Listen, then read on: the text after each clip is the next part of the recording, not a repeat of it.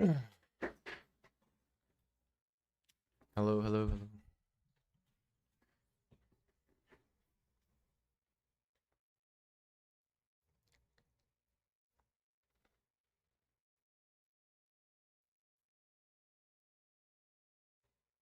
S3B just on it, dude. What up?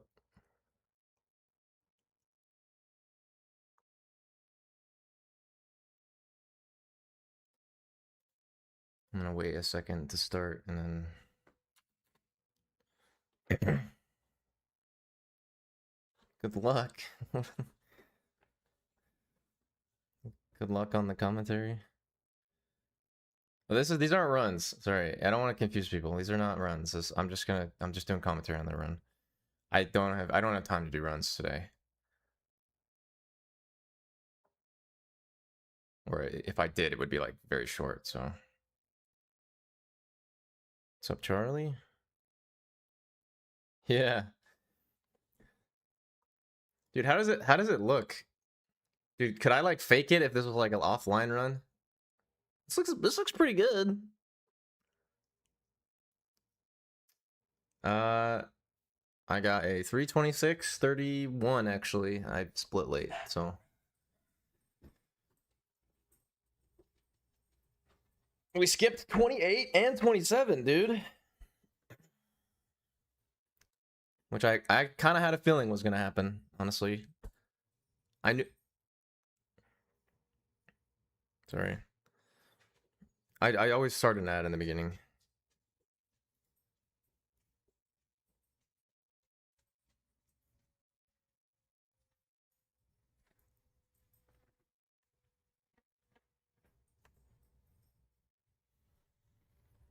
It'll be fun to watch this run though.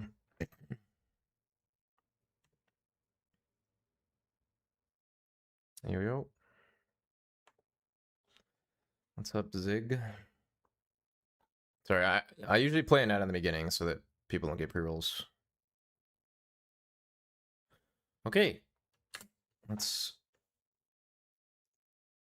There's me eating some french fries.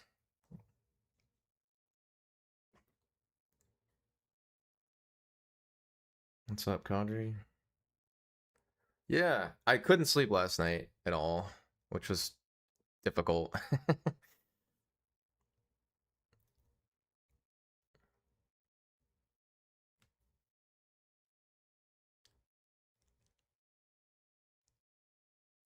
I just my brain just kept, was just racing. 326, 30, 31. I split late, so. Okay, so this looks like this was a single bag. Single bag Squirtle. Thanks, man. Thanks, Tarragon. Send a few. Thanks, but Discord DM. Sure. Okay, so things to note off the bat. Not a great Squirtle, at least defensively. Well, okay, if there's, you know what? Okay, if I have some game audio, I might hear. I don't want to like hear myself. Is the problem?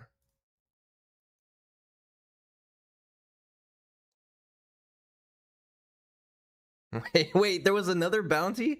Wait. Oh shit. Wait, when did you post that one? I must have missed that. Hell yeah, dude. I will, yeah, I submitted the run, so I will show you in a second. Thank you though. I didn't realize there was a, that's cool. Did you watch any of it back? No, I haven't. I know it's kind of quiet, but like I said, if I have game audio, you're gonna hear my voice too. So, what's up, Brain? Deadline 4 days. Oh shit. Okay, nice. Calculated. Okay. Yeah, I submitted like just now. So it'll be up, and then I'll do that after this. I'll get you the PayPal. Cool. So I have this on. What's up, Coco? Yeah, we got world record yesterday. So some things to note. So this is an 18 mild with 19 HP, which is like kind of like right on the border of like a little uncomfortable. Oh, we get Growl. Growl, wow, Growl turn 3 or turn 2, that sucks. So when it's Growl on this turn, you can't tail whip you can't tail whip twice. You just, yeah, it's just really bad. If you have 24 plus attack, non-modest, you can just tackle there, but we did not. So this is 18 mile. The minimum we run is 16, and 19 HP isn't like horrible. But I mean, everything else about it is great. 31 special, 31 the special defense is good speed. Attack is our new minimum. I've been running 28-10 lately, so I have the run on 1.5, and I might skip around a little bit just so we're not here forever. All right, so first point of contention. So I didn't get an encounter, so the first encounter is here. So I actually opt to kill this instead of skipping it, because my idea is I'm hoping to get one encounter here, and with 10 attack, like there's a chance you don't kill it. Luckily, we just get like the worst the worst Pidgey ever. So, and then let's see, do I get an encounter?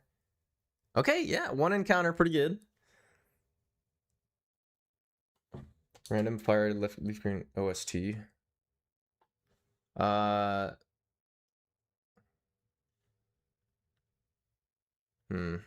want to do that? Should I do that? Is it too quiet? If it's too quiet, it's fine, right? Surely.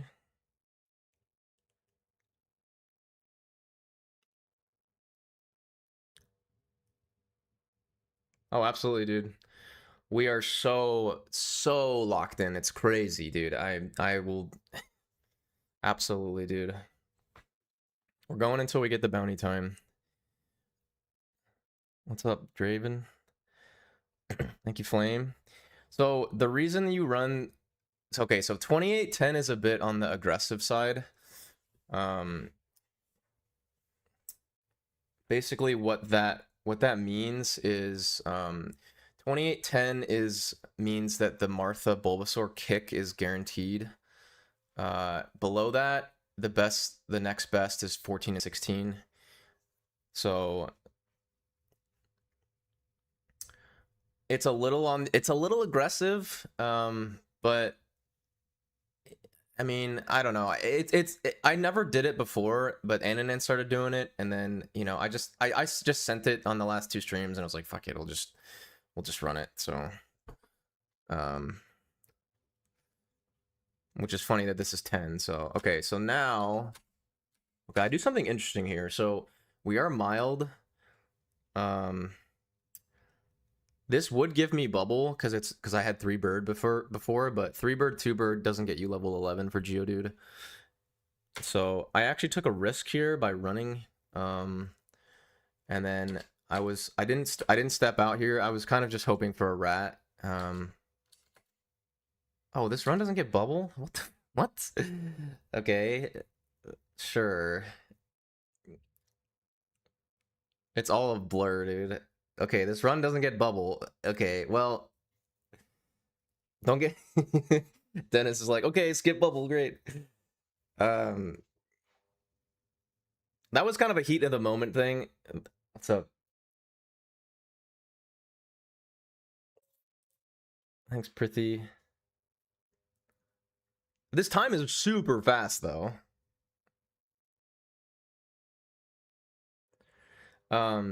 I would not recommend. I mean, I was kind of thinking I was gonna get another encounter, and then we didn't. So, thanks, Ridge. Thanks, Korean. All right, so whenever I don't get bubble, usually it's pretty safe to pick up the antidote here, mainly because you can't really get through Sammy if you get poisoned early, just because it's just a lot of turns and you don't get usage from Torrent Bubble.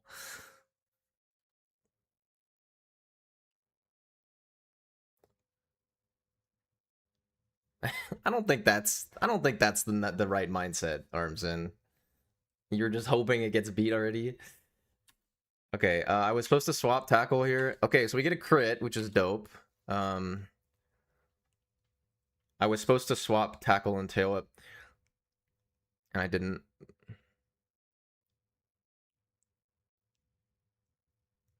All right, so crit there was awesome. I still have to swap tail up and tackle, which I have not done.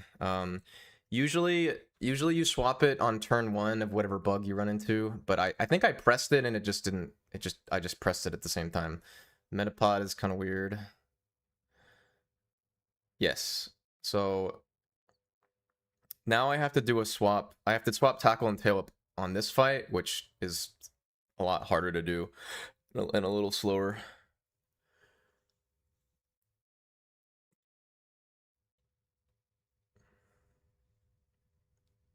Okay, nothing of note here. Obviously, hope you don't miss tackle.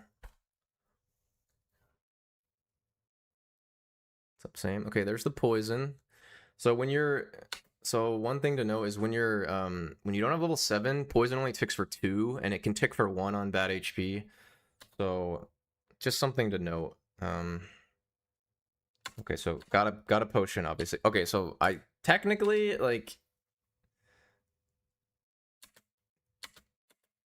I could have YOLO'd this. It would have been really fast. It's a 50-50 to die here. I could have YOLO'd it because we'd level up to 6 HP, but doing that seems kind of crazy. I mean, you're saving like, I don't know, 10 seconds maybe. I mean, that's like a decent amount, but this early is like, you don't really want to do that. Thank you, same, for the tier 1. And plus, it sets up pretty nicely here, because if we had YOLO'd that, then this would have been really awkward, So we get Pikachu on the way out here, which is solid, considering I skipped early bubble, so...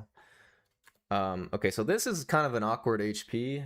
I think this is only 62 from here. Obviously, you can't attack again. Most of the time with Pikachu, you can bubble twice to get 78, but because we're level 8 here, it's just doing slightly more. So this is a 62% catch, which we get, which is cool. You could camp Weedle here, but considering we're skipping Power Plant, you know, it's not the end of the world. So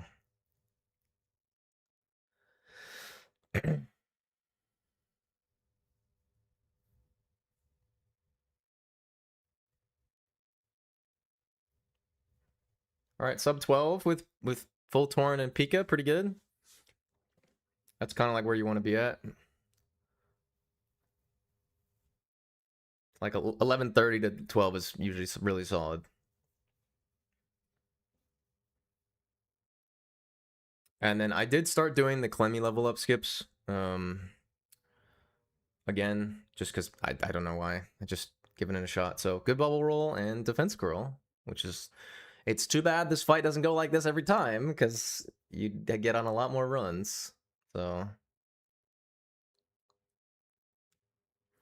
Alright, so... Didn't get bubble, so we actually have Torrent for the Geodude, so we don't have to deal with the...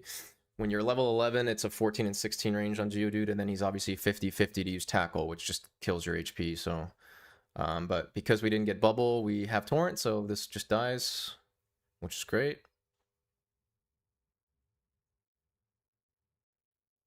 There's Braxton in chat, not knowing about the Geo range. Well, worst outcome, unfortunately. Oh wait. Do I potion here? Oh, I do heal. Wow. Actually healing Brock range, which is something I never do, but... I don't know why I did this. I think it's just... I usually never do this, but with Pikachu, like, there's definitely consideration.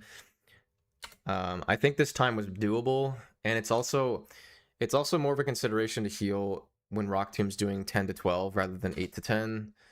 And I'm already binded too, so I think the setup here is pretty good. All right, so now what you're supposed to do for this fight when you're stalling is you're supposed to know specific HP values with HP IV values with how much you take as mild. So I always like to say, so this is 14 and 16, 14 and then 16 with bind.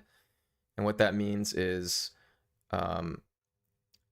withdraw at 16 already binded means that if he tackled us 5 here, and then bind takes us to 9. When we're withdrawn, it does 7 to 9, so we're safe from Rock Tomb.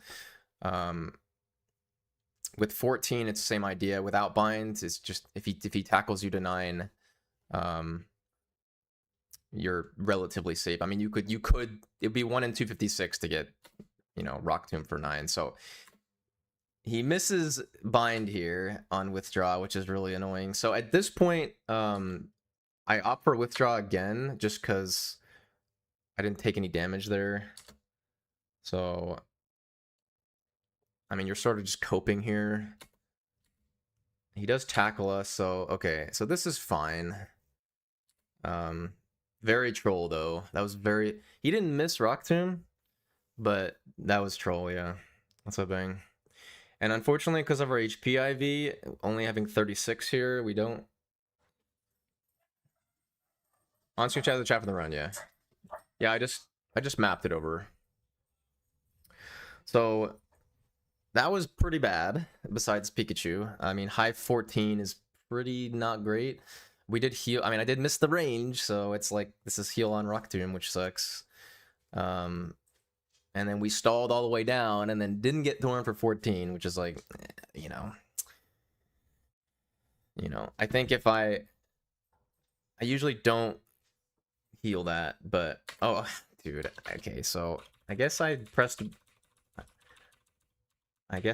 buy here, which was great. So let's see the input readers. Yeah, so I pressed down like 2 frames early there, so we just opened the buy menu, which, yeah, I don't know. Yes. All right, so I have 3 Pokeballs. I opted for the 2, 4, 2, 3. We didn't get. There's probably another buy I could have done. I kind of like this one though. I got 5 potions right now. I think I was initially thinking like can go for Cerulean Center Skip, and then my idea right now was like my idea was to get skip Cerulean Center and then to get the PC potion in Vermilion, and that would give me 6 potions total, and then use 2, and then that would leave me 4, which is fine. That was my idea for buying 4 there. There was probably some buy I could have done with like 5 or whatever. Okay, so we get we get String Shot miss here. Normally when you hit String Shot, I'm gonna Water Gun on this turn because you're slower, and then you just hope to win the 50-50. But again, yeah, he missed String Shot, so I have to tackle again, and then he String Shots again, and then obviously there's no more stalling. I could you could withdraw here, but you're just kind of coping, so I just go, and then luckily, we win 1 coin flip, which is good. So now we have Torrent for 15. Nice thing about mild and low defense is that Colton does 3 with tackle, so makes getting better HP. You'll see, bro. You'll see. This run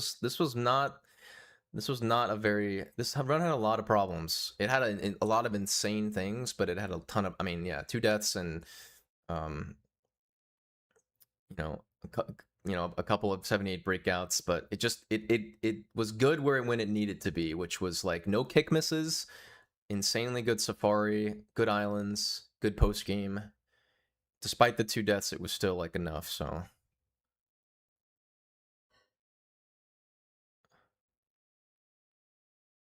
All right, so we're torrent for 15 here at 13.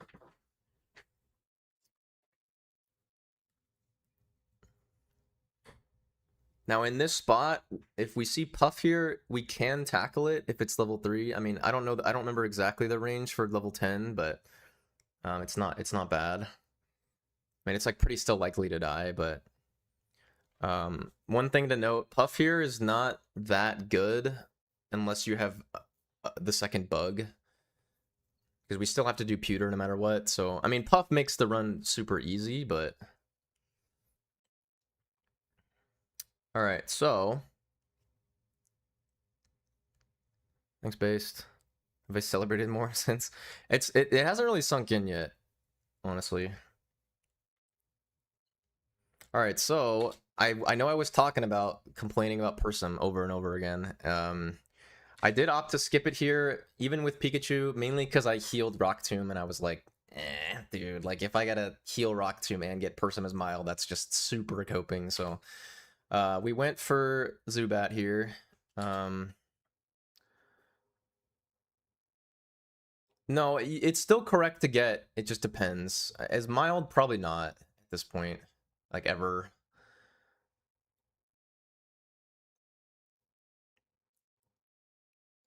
So I always like to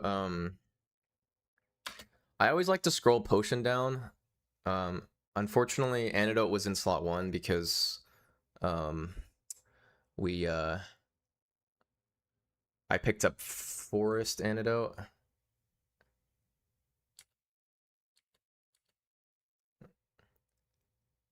Or like the second one. Okay, so all right. Obviously, this fight pretty straightforward. It's spam gun.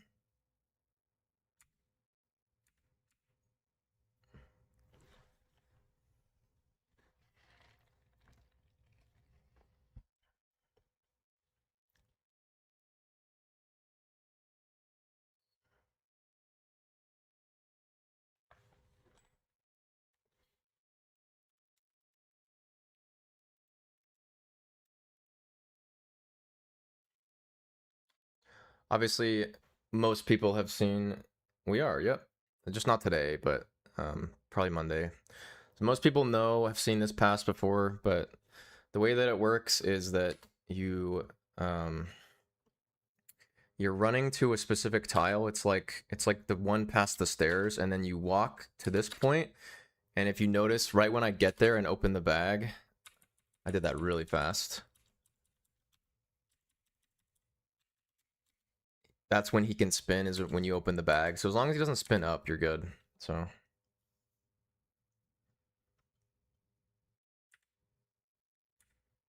all right, so 14. I think I did have torrent for 17. So I don't think I needed to go for Zubat here. I think I just didn't check in the moment. I think I was just tilted about healing, which was yeah. So quick attack there would have been pretty bad, but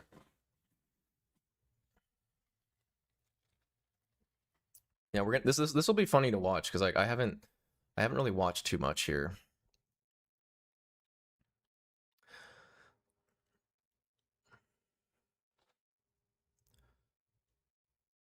All right, pound is fine. Didn't really need pounds. Pounds fast though.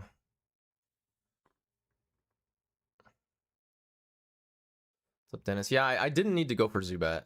I mean, it's not bad to go for. You just run into situations where if you go for Zubat when you have Torrent for 16 and 17 already, then you get quick attack and then you're dead. The poison gas hits, which is not great, which I think would have been the case this run. So, coughing 14 and 16 range. I've died to this coughing quite a bit, and all runners have. 1 and 8 to not kill it, and then if he smog hit poisons you, it's all random AI. If he smog hit poisons you, you die. And unfortunately, you need the experience. You can't really salvage that run. Level 6. Oh. Okay. We have crits a Paris. Okay. Level 6 has a low chance of So when I looked at the chart for Paris, level 6, it says tackle has a 2.6% to 20.2% to kill. And so I just opted to tackle. Tackle would get me 78, I'm pretty sure, with this attack. I wasn't worried about it dying at 10 attack. It could have, but yeah, so we kill a Paris, which is great. Then we get level 8, so that's just water gun. Usually level 8 is pretty solid. That I don't know if that's 78. That actually might. This is my first world record, yes. I don't know if that's 78 or not. It's close. 78 is sub 23%. I don't think that was, actually. I think that was like 26%. USA back on top. What's up, Snappy? I've been very close to getting a world record in the Gen 1 through 3. Oh, I guess Gen 3, not Gen 2 or 1, but I mean, getting a record in 2026 is pretty fucking good because it's the leaderboard is so, it comes so competitive. So we got Paris, Pikachu. We're chilling. Okay, so I opt to not. I opt to not center skip here.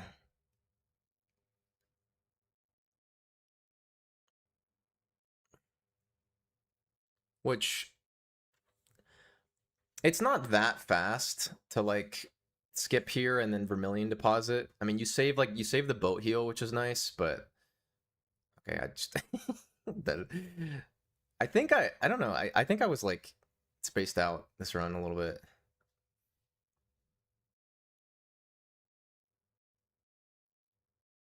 No, I did the level up jingles this run, or most of them. Yeah, the PCs are very laggy. It's hard to like get frame perfect movement with the PCs. All right, so didn't get confused. Obviously, confused is mild. Is omega tilting. How much rare candies you get? A lot. I don't know the exact number. Like 8 or 9 or something. Okay, so we go for the. Okay, so at this point with Starmie's HP, it's like it's not like that likely to kill here, but you always have to consider critting. You have to consider him critting you, and then you have to consider your HP for 21, which at this point, like 27 out of 57. If I just kill this here, my HP is looking pretty good. So I feel like it's more worth it to go for the range, and it's also fast.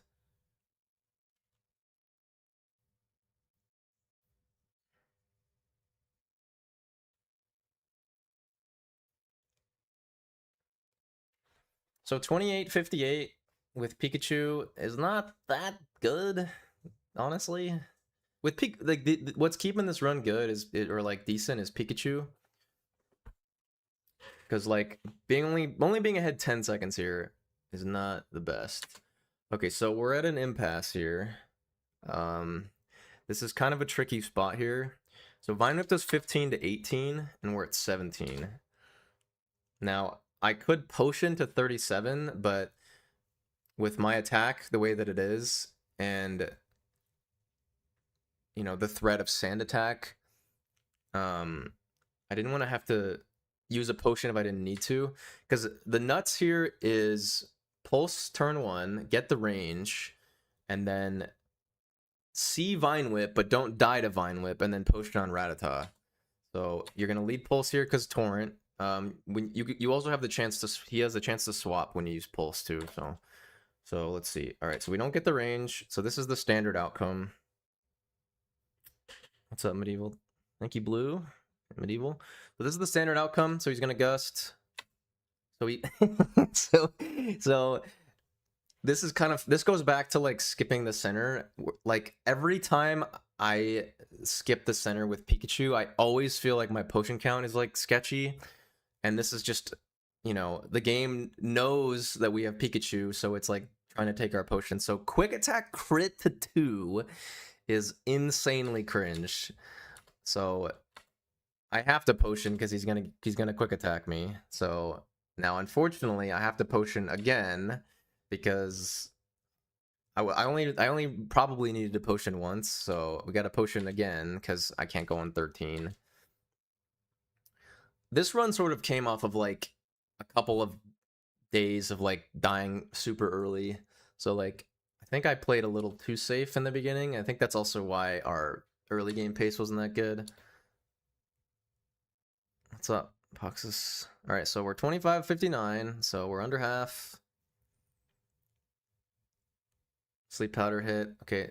Normally you're gonna get, usually you get Vine Whip here. You can get Leech Seed, it's unlikely. Kick for a life, that's good.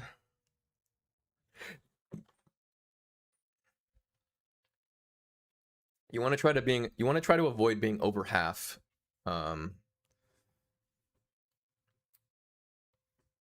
Over half HP. For AI purposes. So okay, so ideally I didn't really want quick attack here. He's pretty likely to use it. So now we're like at 11, I already have torn through 25, so I don't need to think about it, but 5 is kind of sketchy. Yeah, there was a lot of useless crits, yes. There definitely was. I'm honestly very surprised that this run got there. Like, all you need is a couple of things, and like so much went wrong. But it just goes to show like how good this run could be. All right, obviously this fight pretty straightforward. Just bite spam. So okay, yeah, we're gonna talk about Nob in a second. So here's a pivotal point in the run. I'm 1 and 8 to die. If I miss kick, which is 1 and 4, and then he's 50-50 to use absorb, you just die. But unfortunately in this spot, especially considering our attack, I can't do bottom hiker. I don't want to use a potion either. So, and it's kind of cope to just potion on this before this fight because it's an additional menu, and then he's just gonna sweet sentence really slow. So you have to risk this. But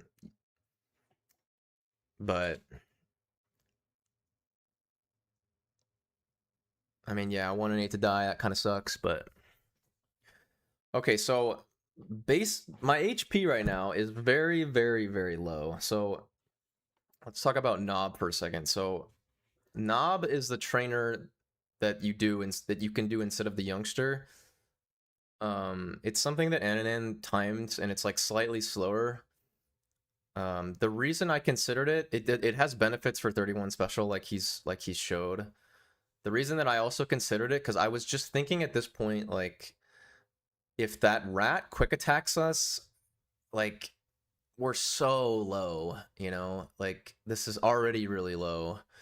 So I was thinking, like, multiple fights ahead. I was thinking, if I get quick attack, then I gotta go for the, like, then I can just die on Haley if I miss the pulse range, or a kick, you know? Or I'm just also dead to quick attack, I think, or it's like, no, it's like really close, which would then put me dead to drowsy kick miss, and then also dead to eradicate quick attack. So also Shiru Pass has been pissing me off lately, so I had a very good streak of hitting it, and then the last couple have not been great, so unfortunately.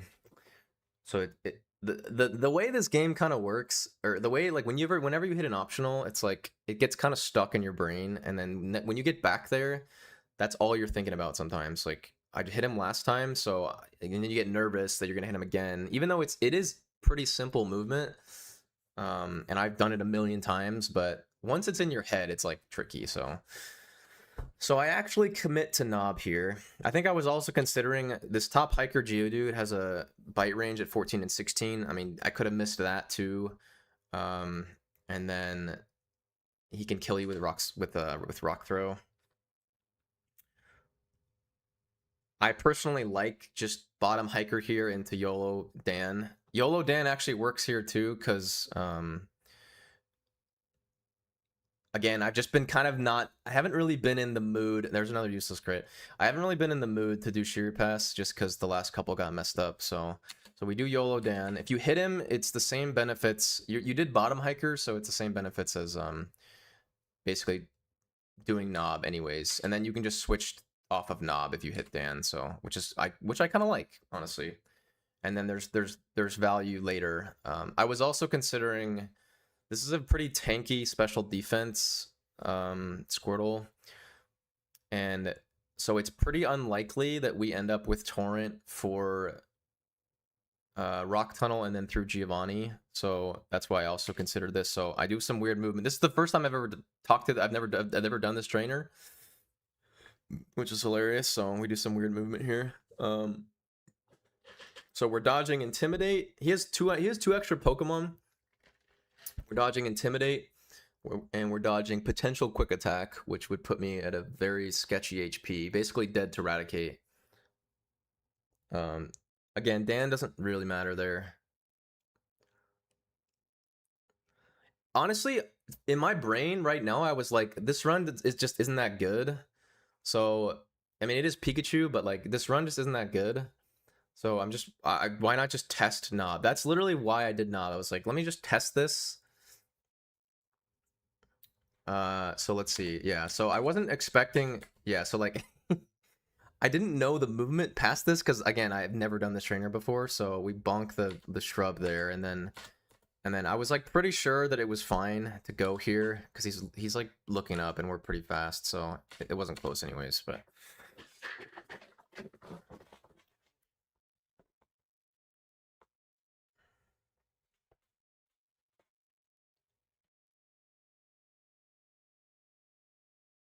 all right, pulse kick. Okay, good.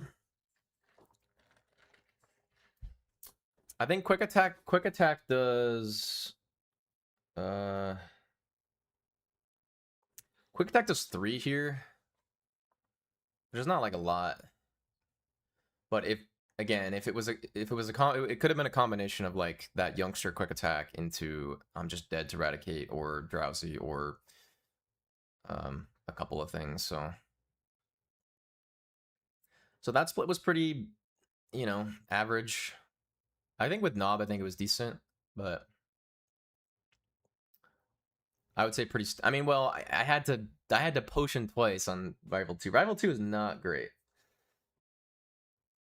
Let me skip through here a little bit. I like to gun. So actually, that's another thing. So some runners don't like swapping gun with tackle on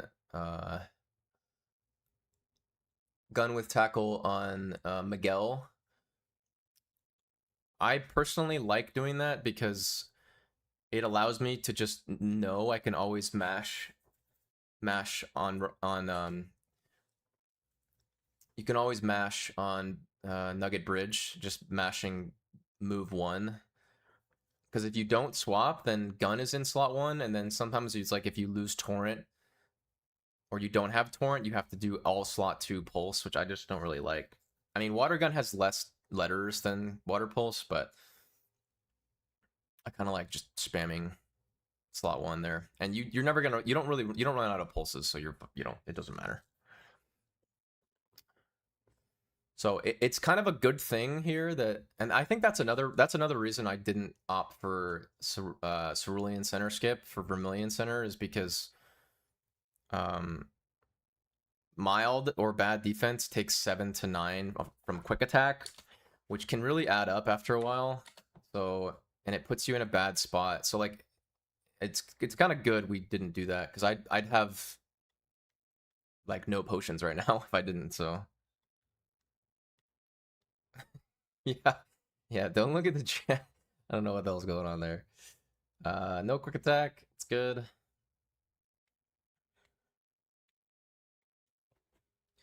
All right, so you can go. So with Pikachu, obviously you have to go in the center here. So if I didn't do the Cerulean Center skip, then we would be doing our PC here.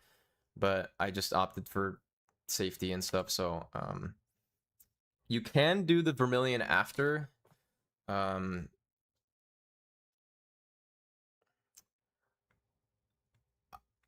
It is slightly faster.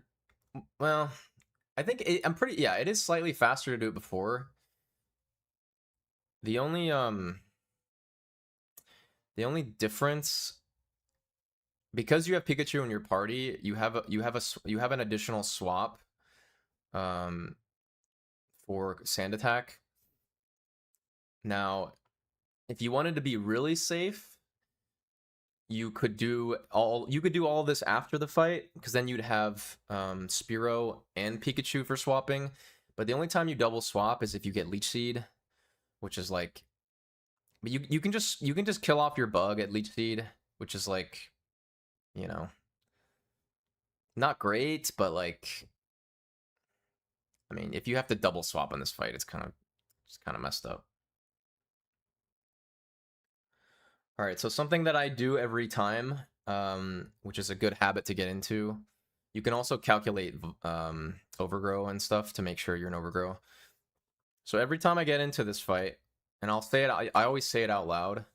What I'll do is I will add the high rolls of both Confusion and Hyper Fang to determine whether or not I can Water Gun Raticates. Because what happens is and I'll say it out loud, I'll say like 31 max or like 29 max or something. That way, when I get to the Raticate, if I'm below that HP, I know I have to kick the Raticate, because if I gun the Raticate, he's going to Hyper Fang me into dead to Confusion, or like a range for Confusion. So that's why I do that. It's just a really good habit to get into, so you don't have to deal with this. So Sand, pretty standard. Sending in Pikachu. You don't need static here. You generally want quick attack, so it's fine.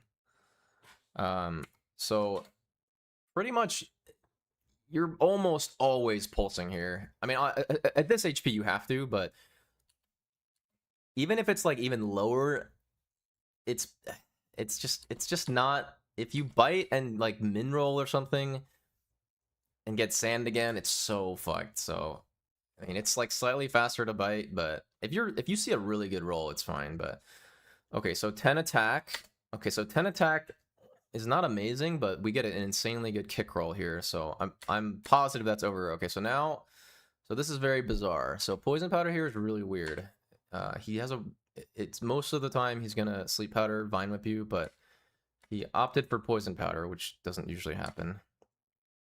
So I'm at this HP, I just eyeballed it. I mean, that looks fine. That looks like a pretty good kick roll, so wasn't really worried about it. So now we're pretty high HP here, even though we're poisoned. So I opted for stalling here. I think if we had a quick attack from Pidgeotto, I probably wouldn't have risked it. But it's kind of hard to calc like all the poison ticks plus Hyper Fang plus that's like too much brain power. Especially considering like Poison Powder is like pretty rare. So I did opt to stall here, to save a kick. So Knob gives us 27 here, which is again a newer concept. So now right here I didn't know how much damage I was going to take immediately from poison.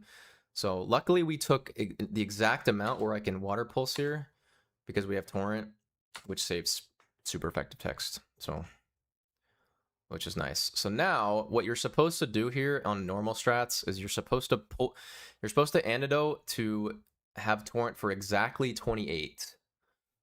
You could go a little lower, but the safest thing is to just go through 28.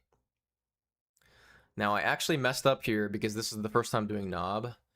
Like, I somehow did Knob and then got Poison Powder, so it was such a weird position. So here, this is Torrent through 28 at 22, but I actually dropped Torrent for 29, which actually does matter on this run, weirdly enough. Because again, I've never done Knob before, so. But normally on non-Knob strats, you just want to have Torrent for 28 so you can pulse Venonat. Poison, you got to be ready for poison. It throws you off a good amount because it's just super unlikely, but Okay, we got the ship. Me drinking water. So yeah, so we already did the trade and the voucher and walking in the PC. So obviously this spot is something. Dude, look at my eyes right now. Funnily enough, this is what I do whenever there's like a frame perfect movement. I will like focus super hard to make sure that like I don't like fuck up, because when it's a tile perfect like movement, you just have to, you can't like space out. If you do, it's like, you know, you get hit. So every runner has messed this up, because obviously if you go one more tile without turning, like what happens is like you can bonk the fence here and then that'll mess you up if you go early, and then obviously if you go late, you run into this girl and you can't hit this girl. She has she's like 4 Pokemon or something, and it's just dead. So yeah, don't hit her. So I focus really hard there to make sure that doesn't happen.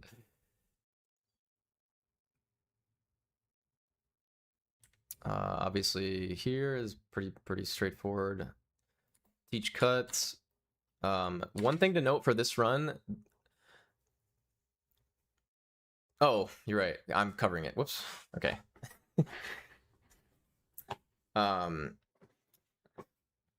So one option. So when we get it, when we get to Cerulean, now the other option, which is slower, so you wouldn't do this, but it makes for more consistent menus. Is you can deposit Pikachu and then get Pikachu later, but we keep it in the party, so I can do the trade before the fight, which is like, you know, a couple tiles faster, and then also when you're on Blaine Split, you can Thunderstone and Firestone back to back because Pikachu's already in your party. But unfortunately, that means that Chiding is in slot 3 for most of the run. So usually Chiding is in slot 2. So you have to switch your muscle memory to be able to like fly from slot 3. So you just have to remember. So same thing here. This is usually, actually I think Caterpie is usually slot 2 here, but, or no, maybe it is. It's, yeah.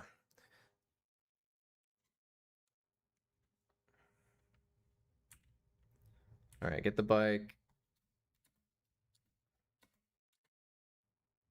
That was pretty good.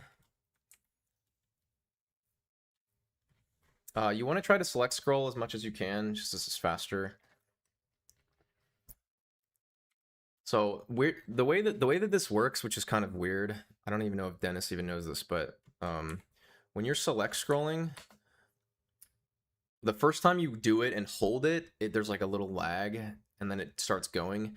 That actually resets when you reset the game.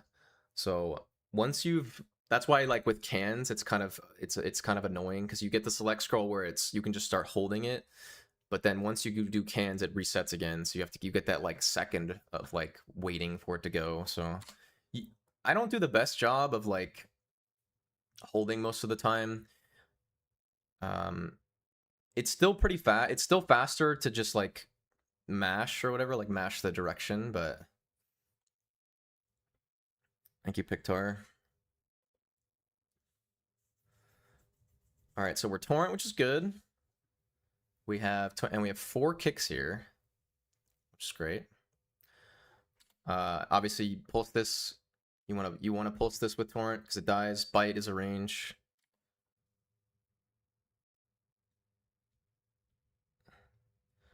What causes the lag to disappear in late game? Which lag?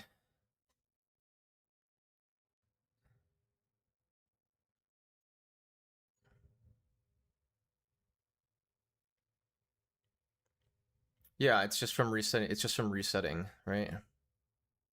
I'm almost positive it's when you reset the game, it resets that thing, the select scroll thing. So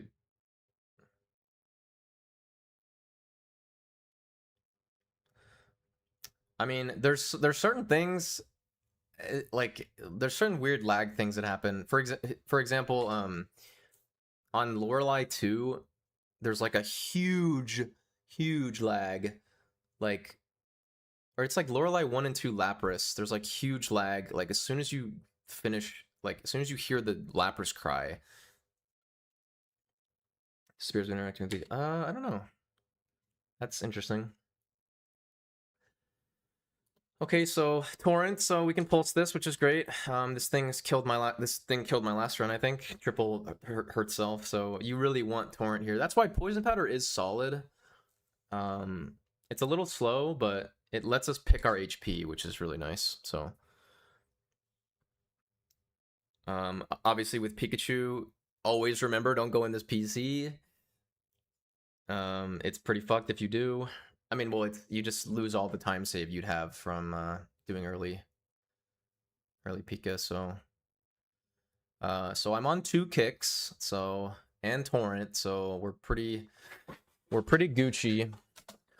Whenever I have Torrent for that Venonat trainer, that's when I'll swap Pulse and Gun. That way you can, if not, I'll do a slower swap here. There's probably a better spot to do it. Maybe on the Geodude.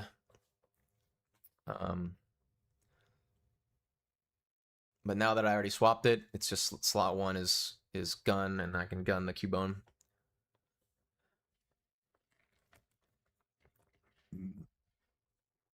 I think my movement was pretty good. My Rock Tunnel movement was good.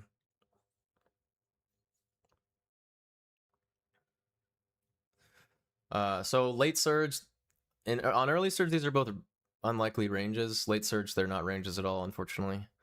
The fear here with these slowpokes is that they will use confusion and confuse you. Or if they both confuse you, your HP gets pretty low. So right now I'm kind of, it's unfortunate because I've never done Knob before. So Knob gives you 29 for this Oddish.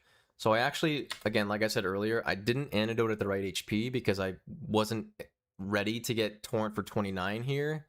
Or I wasn't ready to get level 29 for the Oddish, which is the whole point of Knob. Like, that's one of the big points of Knob anyways. But doing Knob and then getting Poison Powder on the same run. Doing Knob for the first time and then getting Poison Powder was just weird. So I'm kind of kicking myself here because I don't have Torrent now. If I had went 1 HP lower, if I knew when I was antidoting, like I would have gone 1 HP lower if I remembered the Knob thing. But this is the first time doing Knob, so so it's Bite, Flinch, Green Bar. In this spot, like, Bite's probably not gonna kill. Usually whenever I see Green Bar and I have an extra kick, I'm just gonna kick here. So, because if you bite, I mean, I did get Flinch, which is nice. I mean, you could bite this, but I mean, that's probably not gonna die from there. I don't know the exact range, but I had an extra kick, so luckily this run has 0 kick misses, which is the first time that's happened in a really long time. So, so 10 attack, hit the kick here. If I missed this kick, it would have been pretty awkward. I would have had a super potion and I would have had a elixired on this Bulbasaur, which is why, yeah, I was kicking myself because I didn't want to use an additional kick on Oddish. I had an extra one because we hadn't missed any, but luckily just hit all the kicks, which is great. So little bonk here. You want to be careful here. So usually I talk to Martha like 90% of the time, but I was 1 tile early here, which means that the repel is not going to wear out before the wall. And then I do this weird bonk here again because of muscle memory. Usually I talk to her. So here I know that I don't want to bonk the wall, so I'm going to try to turn up early here. You want to be really careful because there's actually a trainer. I don't even know his range. There's a trainer top left of me right now. So I know that, like, I'm not like I'm aware of that trainer. So right now after repel, I'm just going to hold right and then get back on the wall. And I do bonk, unfortunately, but yeah. Most of the time we talk to Martha, so, or I'll like fix it, but this run I just ran into her line of sight and stuff.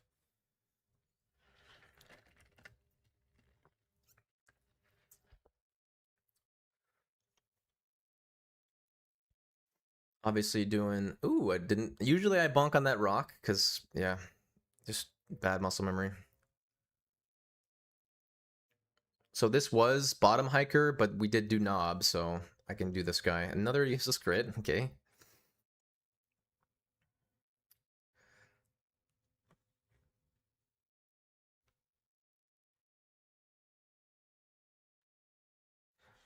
This Geodude is a range. I believe it's 13 or 14 and 16.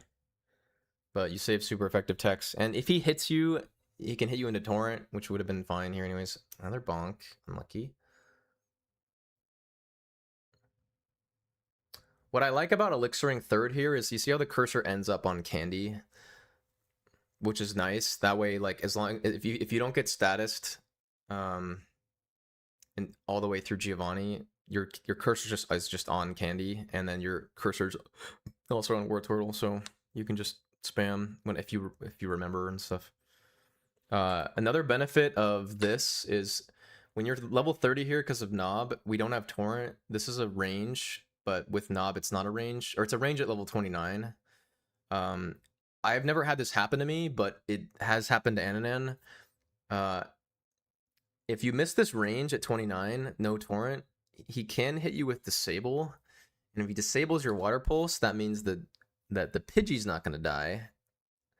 And if the Pidgey doesn't die, the Pidgey has Whirlwind.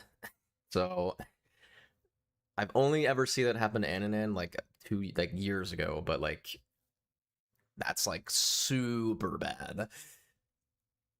But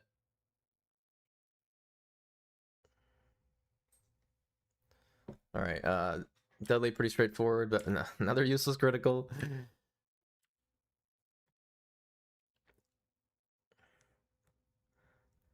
One of the trickier, sketchier parts of this run is this run to bike.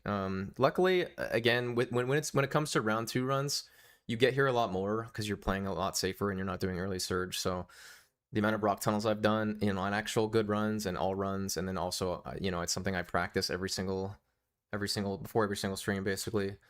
The visual cue you want is one tile past this little mud here is when you want to get on the bike. You can also run to walk, which is a lot easier to do, although it's like slightly slower. So we're gonna run and get on the bike on that tile, and then you want to get off the bike for audio lag. If you don't, it's like a second of, I don't know, it's like a decent amount of time when you're stuck in this black screen there, but it's like pretty quick here. Obviously you want to be careful here.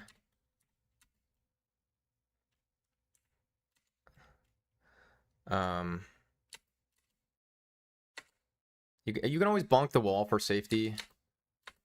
I've been practicing this a lot, so now if you're one tile to the left, you get hit, so you got to be like careful. But I got pretty good muscle memory on that, so I actually go one tile too low here, which is unfortunate. I was supposed to turn there. See how I did that little thing? Yeah, I don't know why I did that, but so I went one tile too low, and then luckily I knew that I was too low, so we like adjusted ourselves to go slightly higher than I normally would, so I didn't overshoot or undershoot hers. So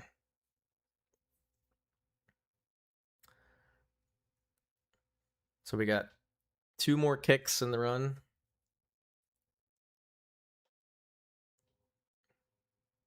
If I get quick attack here, it's only 1. Okay, nice kick. Yeah, so we're omega good on mega kicks. Okay, so we do get quick attack, and we get hit into Torrent for 32. So, which is great. So now I don't have to kick anymore, which is nice.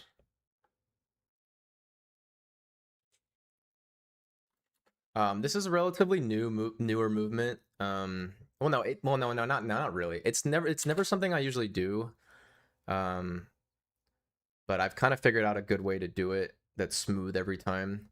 No, the safest thing to do is to go towards the wall here, and then, but basically when you jump the wall, if you don't see him move to the left, you have to do a little, see, I just do that anyways, because he kind of moved kind of late, but always take one tile to the right. That way, if he moves right, he doesn't hit you. So And it lines up with the cycles and stuff. So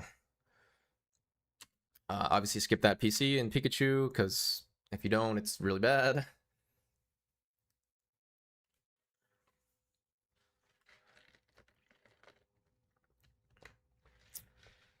So when you have Torrent, you can gun this Vulpix, which is nice.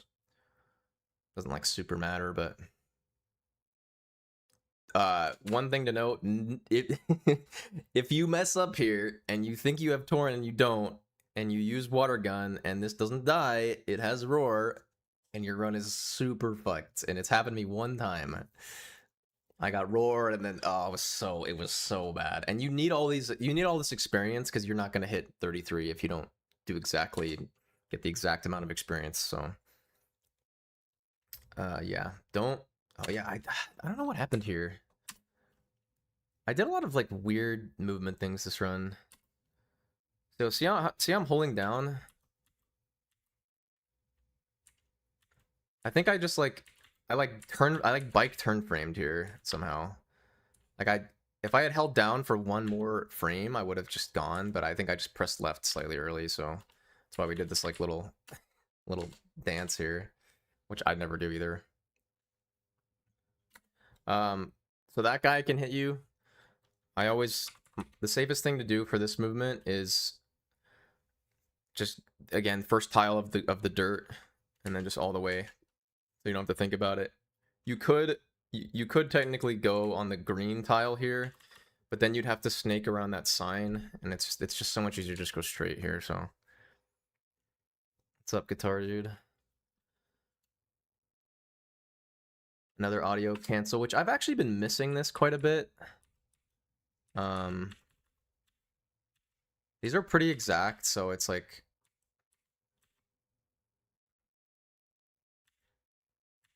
I don't think I get this. No, I'm pretty sure I don't get that. All right, so you want EV, you want early EV. Late EV is kind of like doesn't really happen very much anymore. So the thing to remember always, which I'll always say at every run, because you cannot forget this, it's really bad if you do. Well, I'll go through it. So right now our party has 5 and we have room for 1. Now normally on most runs you buy Clefairy first, so that Abra is the 6th slot, which makes it better, more consistent for teleports. You don't have to slot 5 teleport. On this run, because we have Pikachu, we have 4 in our party rather than 3.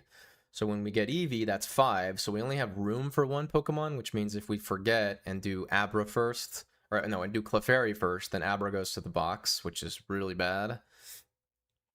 On this run, if that happened, the way you would fix it is you could just you'd have to get the T, and then you could just bike to Vermilion. What's up, Elray? Yeah, yesterday it felt pretty good. So we have Torrent, which is nice, and we have Torrent for the next level too. So, but as you can see, this being 20 seconds ahead here is not great. Like usually you're like a minute. Like a good run's gonna be like a minute ahead.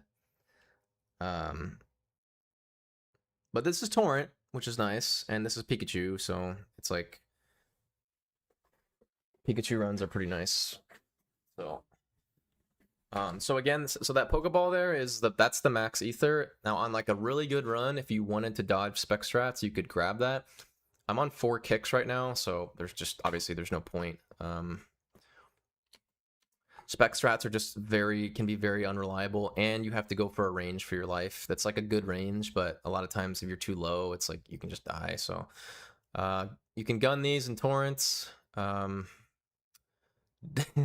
Make sure you know you're in torrent before you gun, because that coughing has self-destructs. So I actually lost one of my best race runs ever in glitchless. In late surge glitchless, I gunned that on accident, and then it self-destructs, which is really bad. Oh god, dude, what the hell, dude? I don't know what's wrong with me this run. Why did I never mess this up either. You see, I pressed down there. No, I think the reason it went left is because see how it's when I pressed down, I hadn't released left yet, so it just didn't register it. So, this never happens either. This isn't the end of the world. You just have to adjust. You're actually supposed to go up and then go left and get that like middle up tile. I just freaked out and was like, oh shit. So yeah, that never happens, but it's like not the end of the world. So we had a few like weird movement errors this run.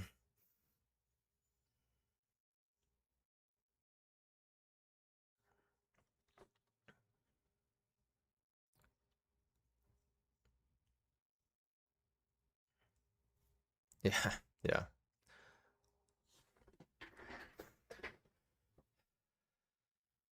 So this is Torrent. So yeah, you can gun this Sand Slash and Torrent. I'm pretty sure this has Sand Attack too. There's another useless crit. Whenever you want to use as many guns as you can, because you want to make sure you have enough pulses to get through Surge, and ideally, you don't want to run out of pulses for like Golbat or Marowak. That's really bad. So, which can happen when you early elixir and you don't have Torrent, so you have to be careful, but it's only going to happen if you like mess up, so you're not really supposed to run out. So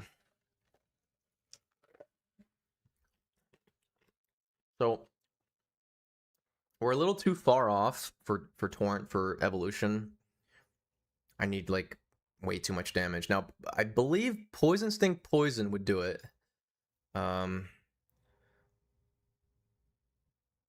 Which would be nice. So obviously Bite, Pulse, and Torrent.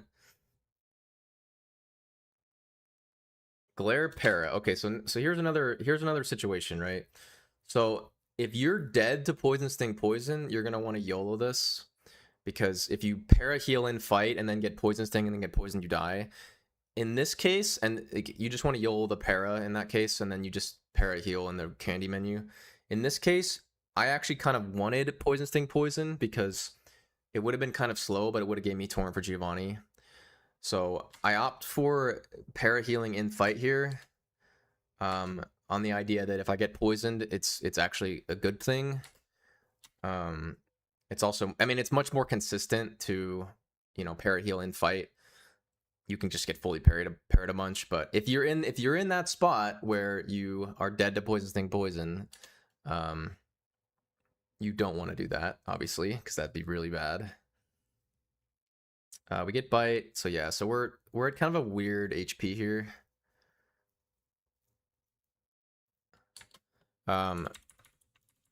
This is something I do it's not great.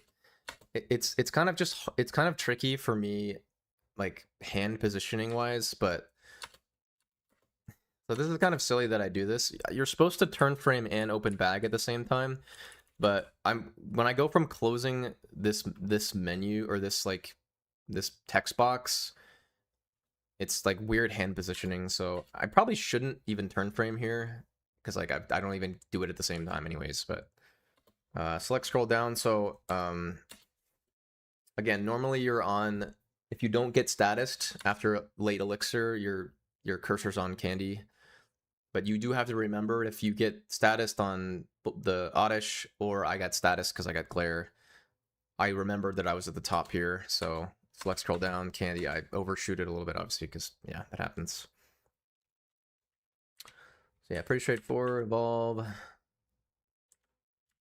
So we're at 46 out of 110. So Torrent is going to be 36 HP. So we need 10 damage for Torrent. So Fake Out would put us into Torrent, which would be good. This is dead to double Mega Punch, pretty sure, because we're mild. So that's obviously kind of spooky.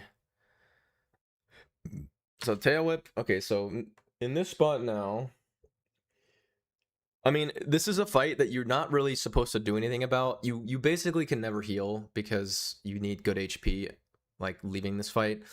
So, and it's random AI anyways. So if you're ever like dead, like you kind of just have to hope he doesn't kill you. How do I celebrate? Watch Gunner. I don't know. Had a couple twisted. I had like 2 twisted teas, but I didn't really get. I was kind of burnt out. Obviously, it was a long stream, and then I couldn't sleep last night. Really, my mind was racing and stuff. I was actually really looking forward to this today, which is cool. So Tail Whip, mild 18 does 36 to 43. So but again, it's not really something that you can do anything about, even if you're dead here. So we get Bite. So Bite was actually Mega Punch. Well, it's hard to say. You want when you're Pikachu, you want Torrent for 37 so that you can so you have Torrent, so you don't have to set up on the Voltorb. So this is not amazing. Our HP is too high. All right, so normally in this menu, you would heal to be at an HP of around 40 to 50. But you want to remember not to heal out of Torrent when you have Pikachu. Now I don't have Torrent, so I'm just gonna do nothing.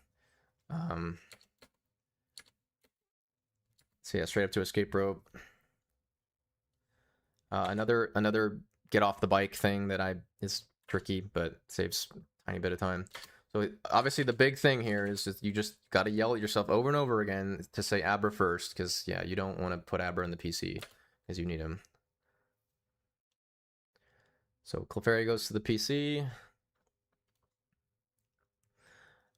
And then same thing here. So normally when you don't have Pikachu, you want to get the T now, but it is faster to get the T after because you don't actually go to Saffron until way later because you don't need to, because you can just fly to Lavender. So we're skipping the T. You just have to remember to get it later. This menu, pretty straightforward.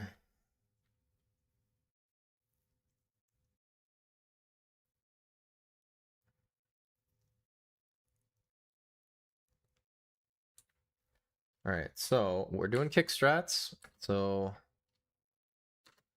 we're doing 4. So I bought 5 here because we outspeed Rapidash. So I don't need, there's no option to speed on Growlithe. It is better to do this. You do want to buy more specials. Now with Knob I can actually buy an extra special, but I didn't remember this run. We bought 23 instead of 24. I don't know if that coincides with like full heal buys though, so I'm pretty sure I could have bought an extra special with everything else, but having a lot of specials here is really important because you don't want to end up in a situation where you get to Lance 2 and you don't have enough specials, which does happen. So you got to be like really careful because sometimes the run makes you set up special everywhere if it doesn't give you Torrent. Like I got to burn a special on Surge here because I don't have Torrent. There's all kinds of places, you know, later where like you might have to set up a special because you don't have Torrent. So like Giovanni 1 or Giovanni 2, Sabrina, etc. So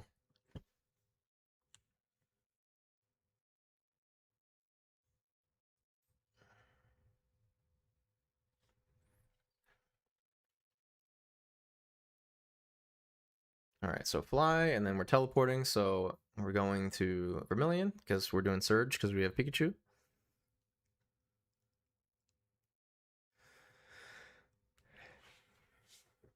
So, all right. So first thing that I do slightly differently, I find it to be more consistent. So the way that you set up Ananan cans here is you have to not get a turn frame after talking to this first can. Which basically means you have to hold up and press A or like bonk off of this can. I find it to be more consistent about not getting a turn frame if I talk to the can from the left and then the right. Thanks, Goric. So, but if you're confident in not getting a turn frame, walking to it straight up, it's not the end of the deal, not the end of the world. So Yeah, so once you see he hasn't moved, you can if he's looking left, then you got to go around and do TMG can. So all right, so we get an early 4 can. Another thing to note here. So normally,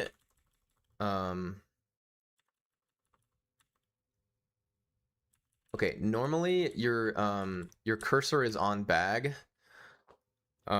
Generally, the reason it's on bag is because the last thing you do on non-early surge runs is teach fly and repel. And then you bike to the gym. So normally it's on bag unless you don't teach fly, because if you save the repel. So just a little thing to know is you're always on Pokemon here, and so save is not 2 down, it's 3 down. So I've just done this enough to where I like know. So thanks Kung Fu Panda. So early 4 can is a good and a bad thing. It's early, so like you don't have to go around the bend, but it's 1 in 4. So we do get the 1 in 4 can, which is pretty awesome. The bad part about this 4 can is that if you miss this one, you can obviously check the top and the bottom, but if it's the right one, you have to do like a start flash to not get hit by that guy. So, which is nice. Now we're on Pikachu here. Now, I believe let me see if it's in the notes. Yeah, so actually, quick attack here actually gives us torrent. So I was actually hoping for quick attack because like if he does quick attack does 4 here, and that would put us at 36 with torrent being exactly 36. So I was hoping for QA here, and he doesn't use it, unfortunately. So now it's like, this isn't the end of the world. It's just a little bit slower because we have to set up an X special now. Luckily, it's very consistent. Well, no, the reason this is bad. This is bad for multiple reasons. The first reason being, right now our HP is perfect for Boat Rival or for Lavender Rival, and so taking damage here means we're gonna have to heal again. But I need torrent. Now, the other option you could do, which I wouldn't recommend, you can kick the Raichu if you're feeling like super saucy, but it's just super consistent to just set up spec here because he's always gonna Sonic Boom or Shockwave. They don't kill you. And then yeah, you're burning a turn, but kicking Raichu is kind of. I mean, I do have the kicks to kick it, but if you miss and then he double teams, oh, it's really bad. He can also parry you. You can get static from kick connecting too. So I water gun there because it's +1 with torrent, so I don't need to pulse. Just saves like to the text and not switching to pulse. So so a lot of the times in this gym, you have to teach fly at some point. Now, I opted to teach it outside the gym, which is off of Math Genius's recommendation, mainly because I like the consistency of like that menu.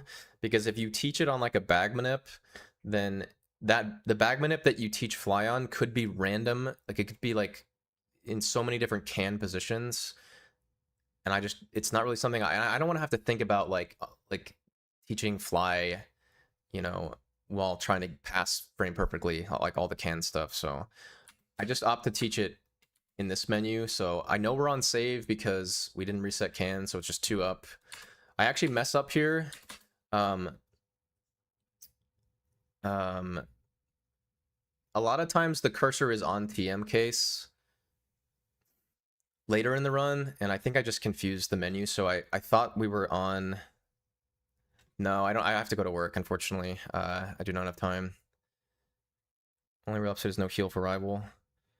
And yeah, and you save a turn, and you save a special, which, like I said before, it's really important to have enough specials for the rest of the run. So, so for some reason, I thought I was on TM case, which I wasn't, which is just very silly. But so I just get on the bike there, which yeah, don't worry about it.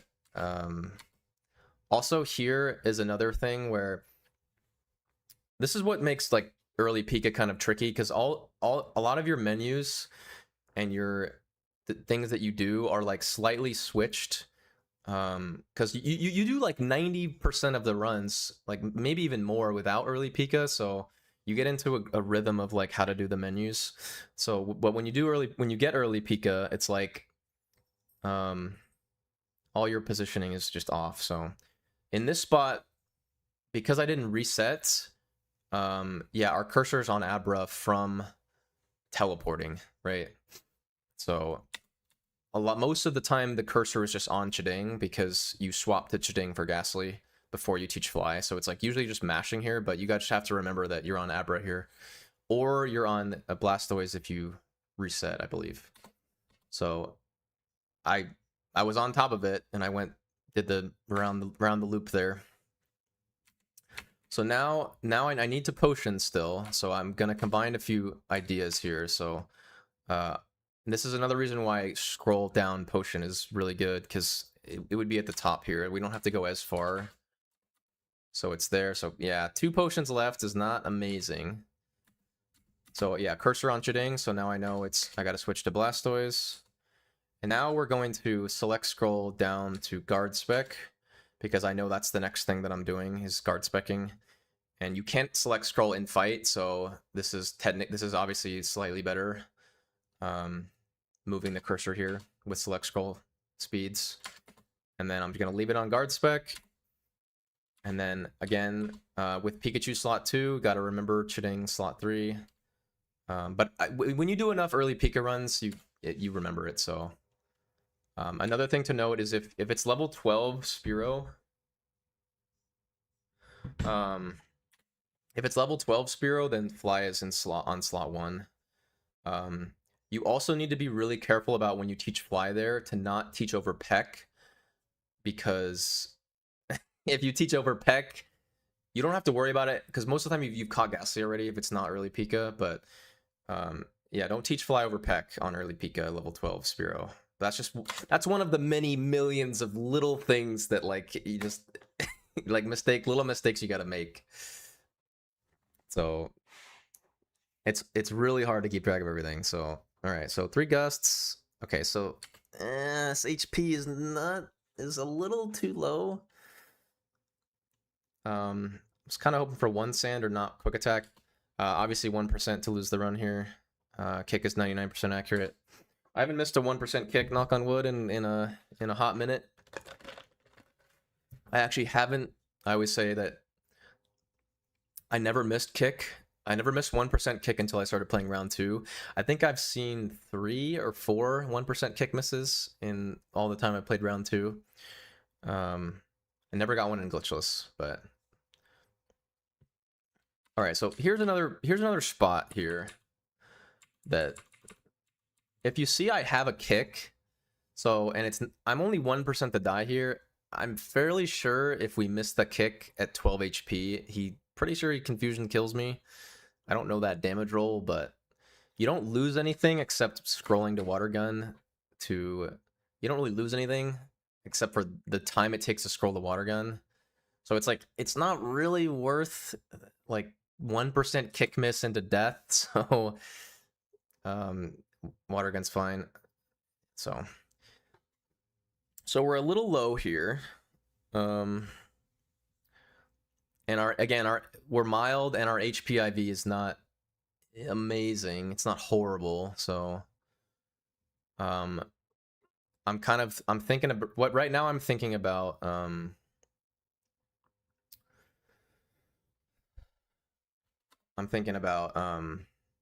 the 2 rats quick attacking me, but I don't think I'm dead. I'm not dead to both, I don't think so, unless they crit me. So Haunter. Haunter's pretty unlikely. I don't know if it's either 1% or 5%. Okay, so now this getting Haunter into Cubone is so bizarre, by the way. Thanks, Jerbsky. So Cubone is 10%. It kind of varies by floor for Haunter and stuff, but Cubone is extremely good here. The Haunter was extremely bad because I was just wasted encounter. So you have a couple of options here. Let me get to my notes here. So personally, okay, so the only way to deal with, and this is another reason why late EVs kind of sucks, because if hypothetically we didn't have Eevee here,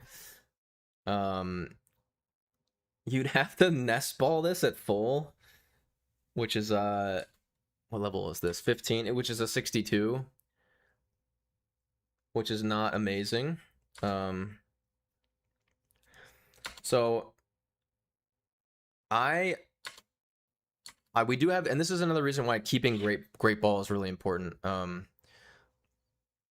Is because you want a Great Ball and you want Great Ball and Nest Ball just in case you get Cubone / Ghastly. So my strategy here is I want to quick attack it to guaranteed with Great Ball, which is sub 44%. Now we crit, usually it takes 2 quick attacks. Now we crit it, which is great. I prefer Great Balling this instead of Great Balling the Ghastly, because, and I'm almost positive it's better, because like if you could Nest Ball this after weakening it with 1 quick attack, but then you have to Great Ball the Ghastly or skip the Ghastly, which is way less consistent, because you know he could Hypnosis you. Even with Curse, it's only 78% with Great Ball. So I personally think Great Balling this is much more consistent. Again, a lot of the times you have to attack twice, so which is fine. But so yeah, Great Ball's guaranteed there. So we still have our Nest Ball, so which is awesome. So, and Ghastly is super favored throughout the run. This is another Start Flash pass, so you burn a turn frame there by not bonking the wall, and then you burn another turn frame here, so you have to burn two turn frames, and then once you get here and you open the bag, if she's not looking down, then you can go. It takes a while to get super comfy with those. I would say for most runners, unless you're super confident, it's probably not worth it to just not bag manip, just for safety, because it's way better to not hit trainers. But obviously I've done that a million times, so if somehow she looks down, you have to wait for her to look away, and then you burn another 2 turn frames or just bag manip. All right, this is pretty straightforward. Just mash water gun. I'm getting the candy. Okay, so here's our Ghastly catch here, our encounter. So I don't have repel up, so this is actually perfect here, because I can actually make it. Okay, so I can make it without repelling now. So Nightshade, which is no curse, which is not great. Peck. All right, so here at level 16, guaranteed Nest Ball is sub 84%, so that's like a 6th. So see, this is what's tricky. This is why it's like you should have like a ruler or have an idea of like every single thing. See, if you can't see this on the VOD, but like I'm like trying to look, and in my brain I'm like, okay, so is this 83% HP? And it's like it's really hard to know, because Ghastly has all of these weird markers for like guaranteed Nest Ball. So yeah, this is not amazing. So I just opt to Peck again, just because I'm not sure if that's 83%. I've no idea. The other good piece of this too, another good reason to Peck here, is if I Peck here and then if I Peck here when he uses Curse, he can curse me down to being able to use Pokeball, and I could use Pokeball. You kind of want to try to keep the Nest Ball here. So I knew I had Pokeball, so I was like, if I pack into Curse, I can Pokeball and save the Nest Ball. So this was a little slow, but we saved a turn on Cubone, so, and then obviously this is guaranteed, so don't have to worry about it.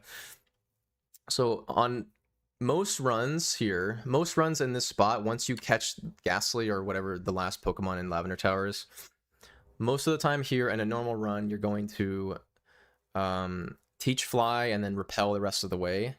So I've already taught fly because it's early Pika, and I'm so close to the stairs that I don't actually need to repel, which is awesome. So now I can just, I don't have to do an extra menu here.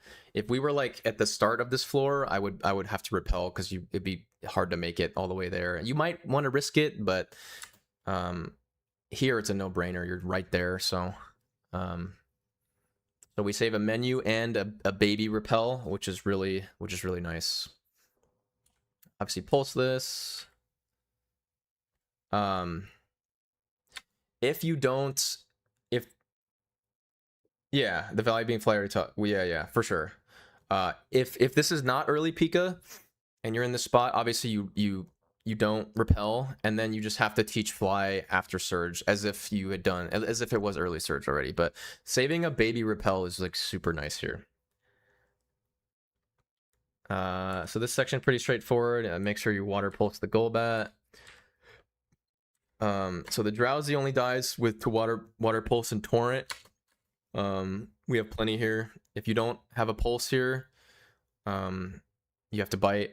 Again, you want to make sure that you have at least 2 here on not early Pika, because you need it.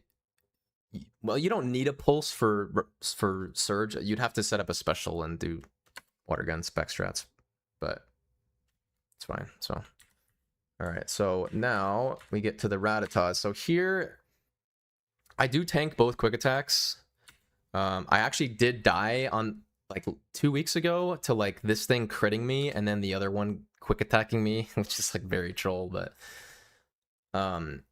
normally what you're supposed to do in this exact spot is calculate out, like, you're supposed to go to the HP chart and you're supposed to calculate out what your torrent is for 40. Which I did not do, although it didn't end up mattering because I was in a position where I couldn't do anything anyways. So we already have fly and we beat surge, so we can fly to Celadon. So late T is good here because we don't lose any steps and I can just get the T now. So animals being good, I think Clefairy moves left here.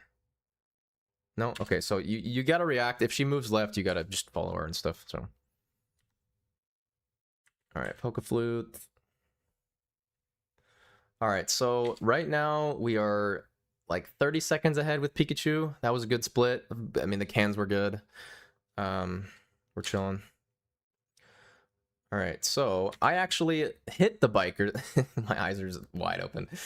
I actually hit a biker the other day because I got twitchy, which happens. But all right, so Pokeguy figured out that if you use a turn frame to bonk the fence here is when the cycle would, when they would look. Now you can just pause a frame, but it's so much better to just bonk the fence. So when I bonk the fence, you got to be, now I've done these bikers millions of times, but you have to be ready for this guy to quick spin up.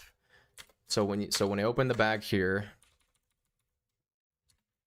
so when I open the bag here, I see that he's looked up, so I know I got to go down, and then open the bag again, and then as long as the bottom guy doesn't look left, you're good. Let's see how these items are. Good first item. Here. One thing to note, you're actually supposed to release down after this. You actually go down. I don't know if you know this, Dennis, but you don't hold down after this item because you actually drop down quicker for some reason. Strangely enough, it's like slightly faster. All right, so Safari Zone. 30 seconds ahead, and Pikachu. No, so you hold.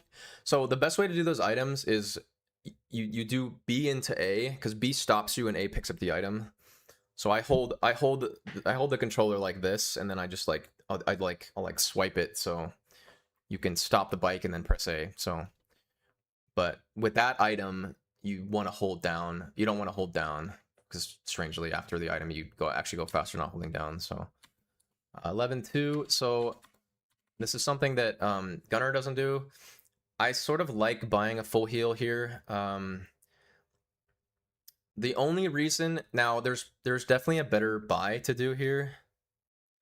Well, the first item you want to move left because the biker's coming up that path. So like you probably could hold down, not hold down, but then you'd have to quickly adjust left. So I don't know his vision and stuff, but I buy a full heal here. Simply because if Blaine burns you in Torrent, you can just full heal and keep Torrent. But you really want one full heal at least for confusion / this Blaine thing. You don't have to buy a full heal. Full heal also fills in the gaps for like getting statused, so it's kind of nice. This buy is not the best. I need to look over this again with like items and stuff because you just want to make sure that when you're here you leave here with at least 500 Poké Dollars. So I actually could have bought an extra special there. But again, this is the first time ever doing Nob, so all right, Safari Zone. So we are Paris here.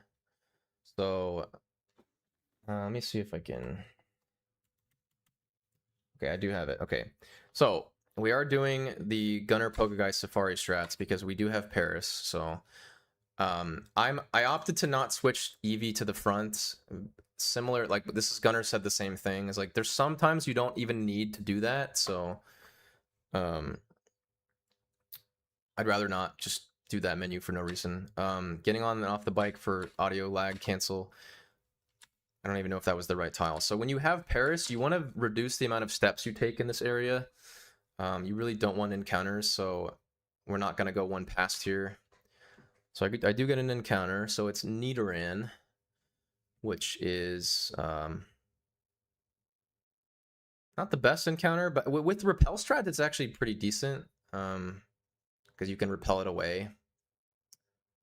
So first ball, 50%, pretty good. Usually coin flip Nido takes a few, or it's taking a few. So we're taking the minimum amount of steps here. So Nidorino, also really good.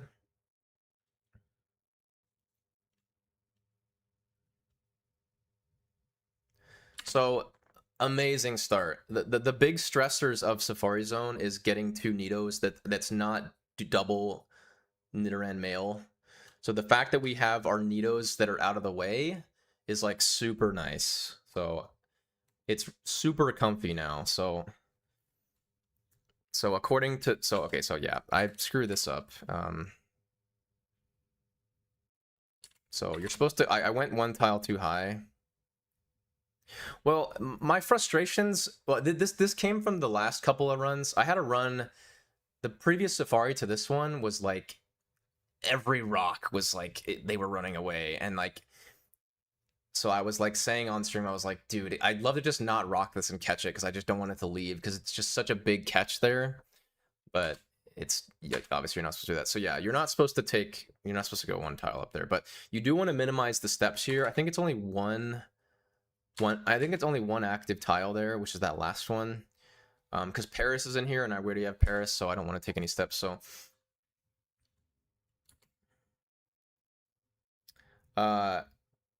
non-rock is lower catch rate, but lower catch rate and lower fleet rate. So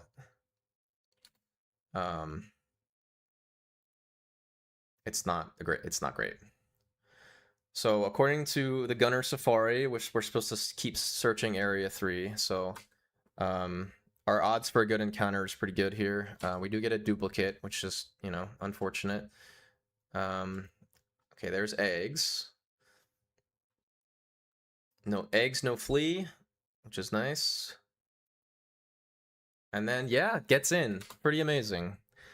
Extremely good start. We literally have one... At this point in the run, there was literally one duplicate encounter.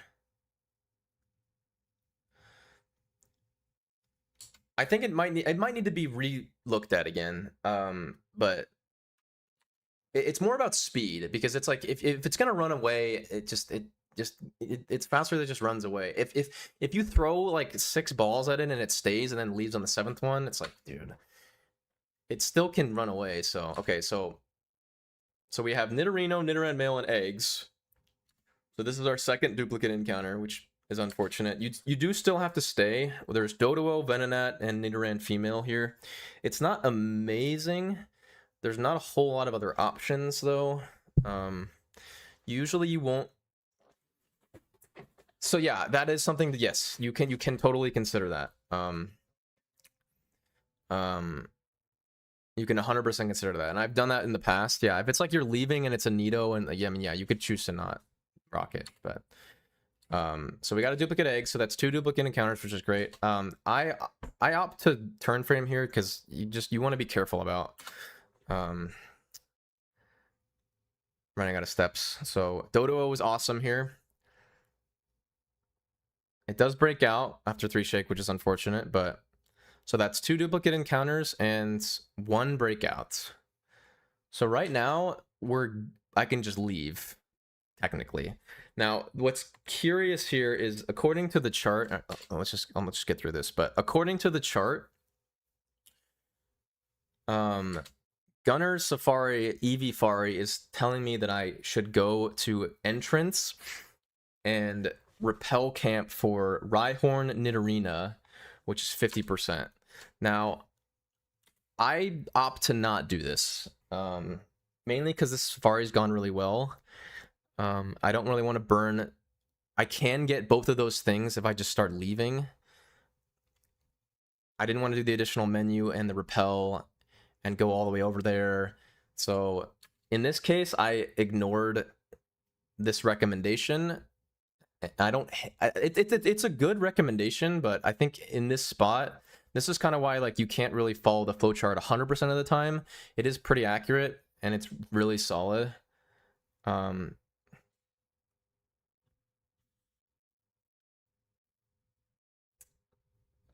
Oh, you're right. There was Venonat there. Wait, then this thing's wrong.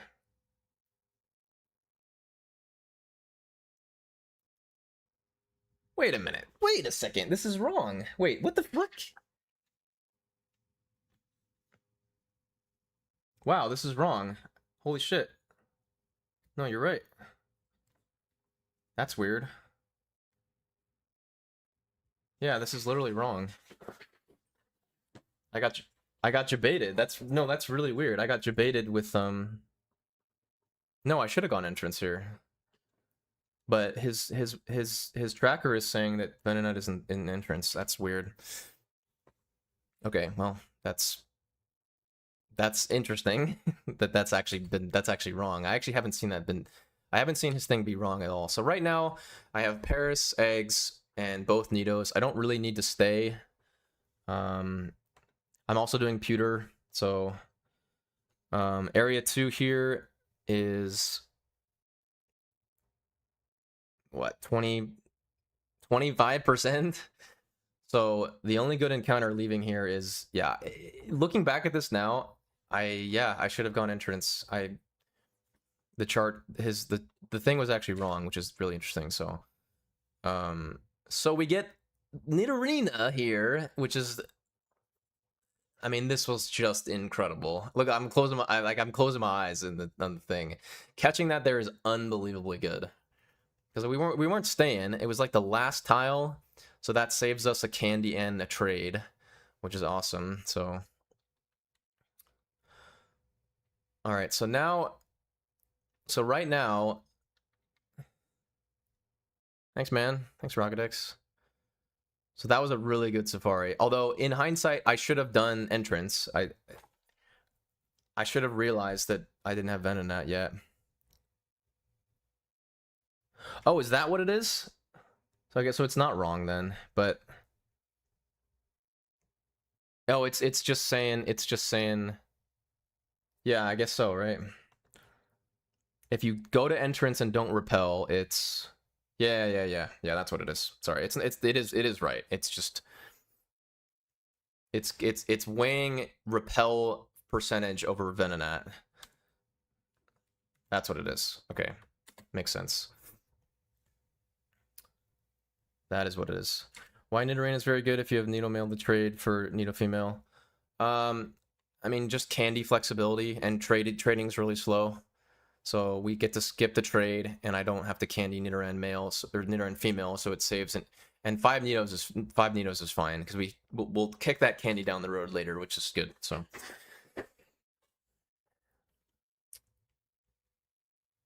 So really solid. Okay, so normally in this spot,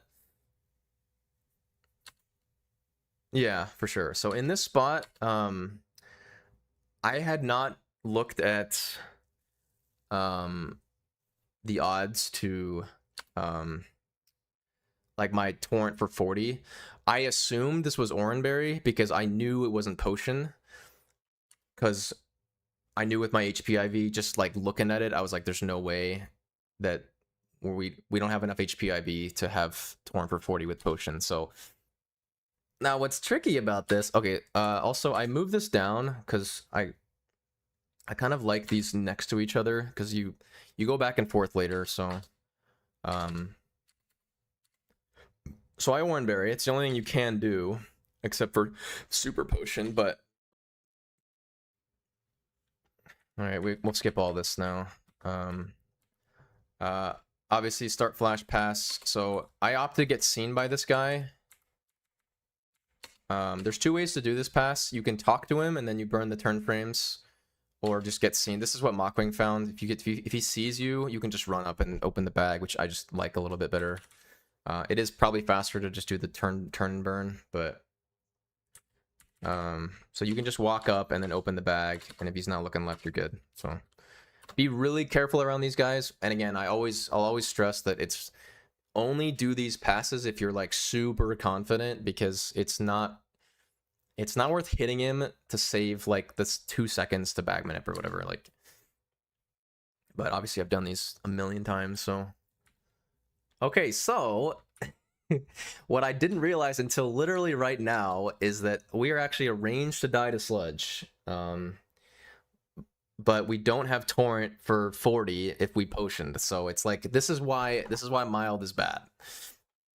So, which is honestly why running a minimum of 19 defense is not horrible, because this is a bad spot where I can't do anything. I didn't get a quick attack to put me in good range. So sludge from Muck does 28 to 33, and we're at 31. And if you die to this Muck, it's really bad. So I somehow get the crit, which is just incredible, considering we were arranged to die to sludge. Now, he'd have to pseudo roll. He'd have to just randomly use it, or like see a kill and then use it, and we still could tank. So, but obviously that crit was pretty crazy. Obviously in this spot, we're automatically dead if we miss the range, but because we have a level 4 bug, we can do this guy and Violet, which is not even that bad. So you always you have to go for the range here. I mean, I don't have any other choice. This is just mild problems, right? And we get the range, and we get a 4-turn Koga, which is completely insane and never happens. And especially on this Squirtle, which is crappy mild, was amazing. So dodging a death here was that fight was crazy. That entire split was cracked as fuck, like so good. So we don't have to swap EV because we're not going to power plant. So do we another audio lag cancel thing getting off the bike here. Back to forest for a second bug, and LOL, it's Pikachu again. Which is a huge meme, but unfortunate. So this spot is like unfortunate because, I mean, dude, you could just get 6 Caterpies here, like pretty easily, and then your run's kind of fucked. So it's always a little stressful, which is kind of why some runners will push for both bugs leaving forest, just for like reset efficiency. And then the idea of pewter skip, it's not crazy. It's kind of hard to do that in the moment because you really want to get past Brock split, and if you're camping a bug early, it's like not the best. It is better reset efficiency because you're saving like an hour and 15 minutes or like an hour and 20 minutes. All right, so we get a 78 breakout, unfortunately, but catching Diglett in the ground, lol. Cursor's always on Pokemon here. Nice menuing. So we have Pikachu already, so we're gonna... Okay, so now... So in this spot, when you have Torrent and you outspeed Rapidash, which is around like 20... Like, it's like guaranteed with 29, and with 28, it's like a couple of speed EVs. Torrent is really valuable for... you can save a couple of turns and some Troll, so... I opt for Mom Heal Skip here, which I don't usually ever do, but in this spot it's kind of too good to not do. Like, we don't want to be full. Like, I want to have Torrent for the bikers because there's so much like, it's such a free, it's such a relatively free split if you do have Torrent. So 10 to 78 netball, obviously pretty nice. If that breaks out, it's unbelievably bad. That's another reason to try to keep Nest Ball too. We do some bike dismounting for audio lag too. Going through. So, okay, so me personally, I always pick this up. This is technically an optional item. You can finish the run without buying the couple of extra Ultra Balls. I like the consistency of being able to buy full heals and extra max repels and extra Ultra Balls by buying this or picking this up. I've seen way too many runners lose runs in Victory Road to running out of Ultra Balls, so it is slightly slower to pick this up and sell, but I don't care. I don't want to be one of those people that loses a run to running out of Ultra Balls. So especially considering that you YOLO ball a lot of stuff on this split because of Magnemite and coughing. I'm never gonna skip that, I don't think, ever again. It just seems silly.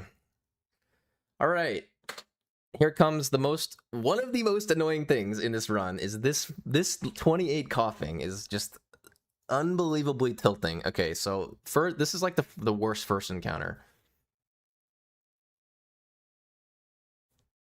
Is it still 60% for killing it? It's not.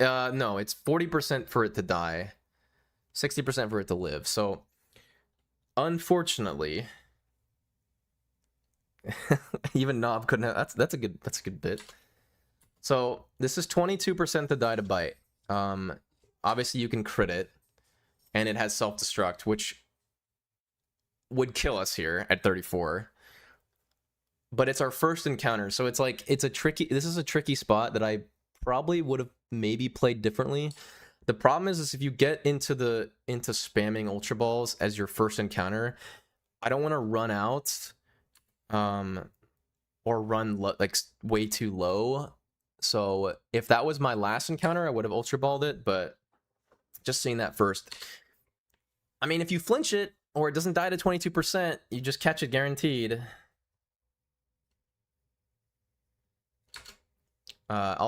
So that, again, that sort of has to do with what I just said, which is if coughing lets you leave, it's more worth it to YOLO it. Ultra Ball guaranteed, good.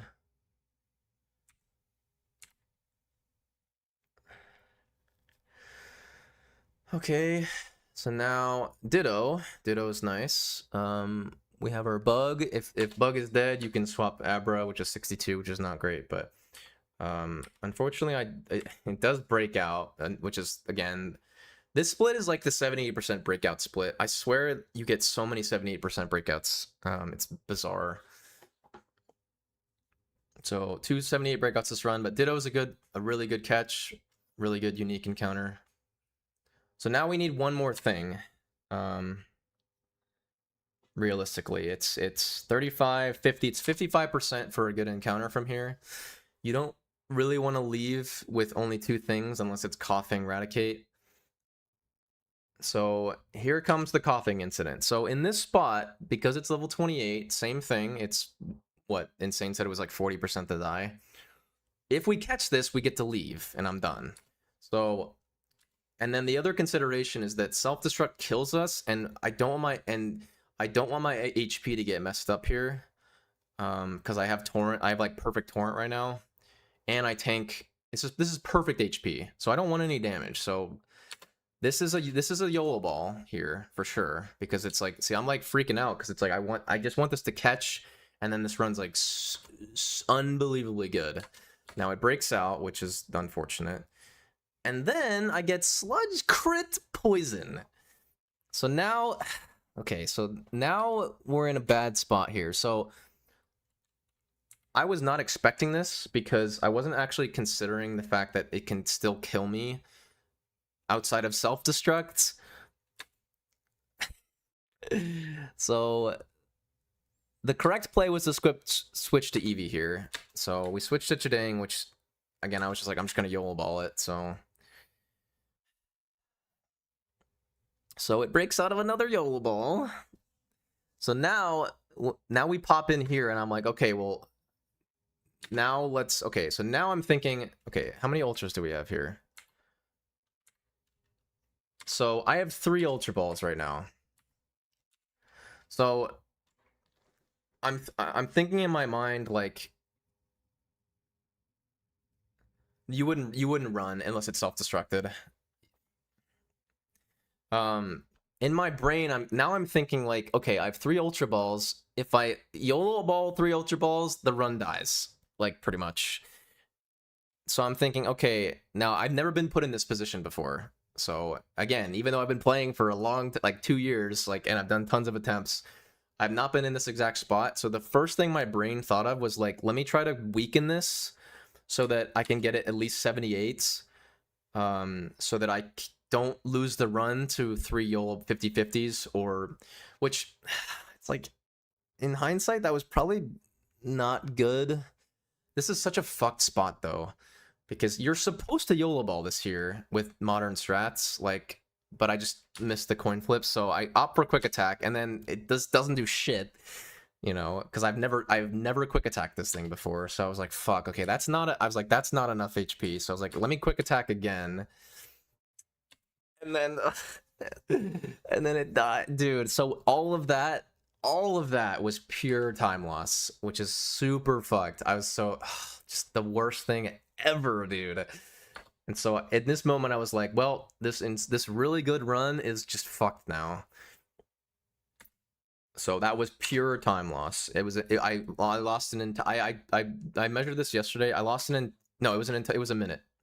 It was 1 full minute, 60 seconds, I believe. Well, actually, no, it was more than that because of revive. So minute 10, 70 seconds. Oh, dude. If I was put in the same position, I didn't know. I kind of thought maybe Eevee at level 25 could weaken it to 78 with but coughing is like plus defense, so like, yeah, that wasn't happening. Yeah, so this was brutal, an absolute brutal death there. All right, so we get Eradicate, and I'm so pissed right now. So we get Rattata, which is good. Let me catch it. And then, so I stay for 1 more. And we get Grimer, because it's 50% here. So we get Grimer, which is awesome. I think if I had gotten an additional coughing, I probably would have had to bite, because I have 2 ultras here. So it's like, I can bite and then Pokeball, if I need to. So we get Grimer and Rat, Ditto, and Raticate. So no coughing. Coughing is on my shit list officially. So now we're done. So yeah, Teach Blizzard. So here you have to remember that you're Firestoning and Thunderstoning here. So we're Thunderstoning Pika, our dead Pika. Good morning, Winnipeg.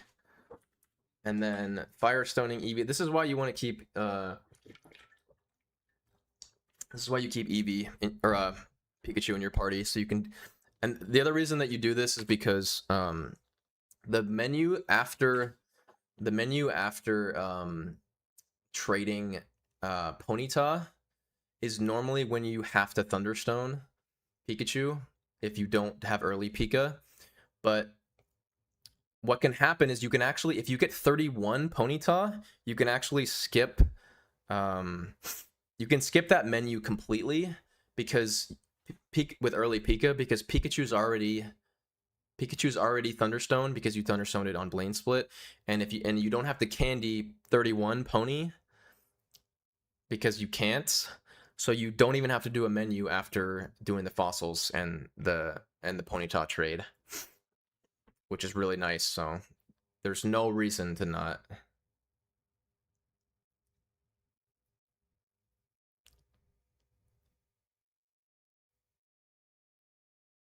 Oh, I didn't think about that. Okay. That's good info. I didn't know that.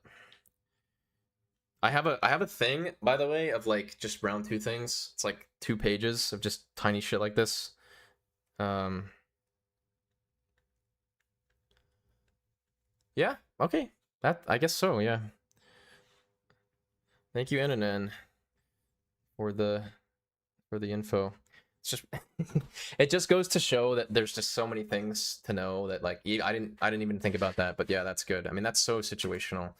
All right, so here unfortunately we don't have Torrent. Now what would have been nice here, I unfortunately got punished for actually, let me pee really quick.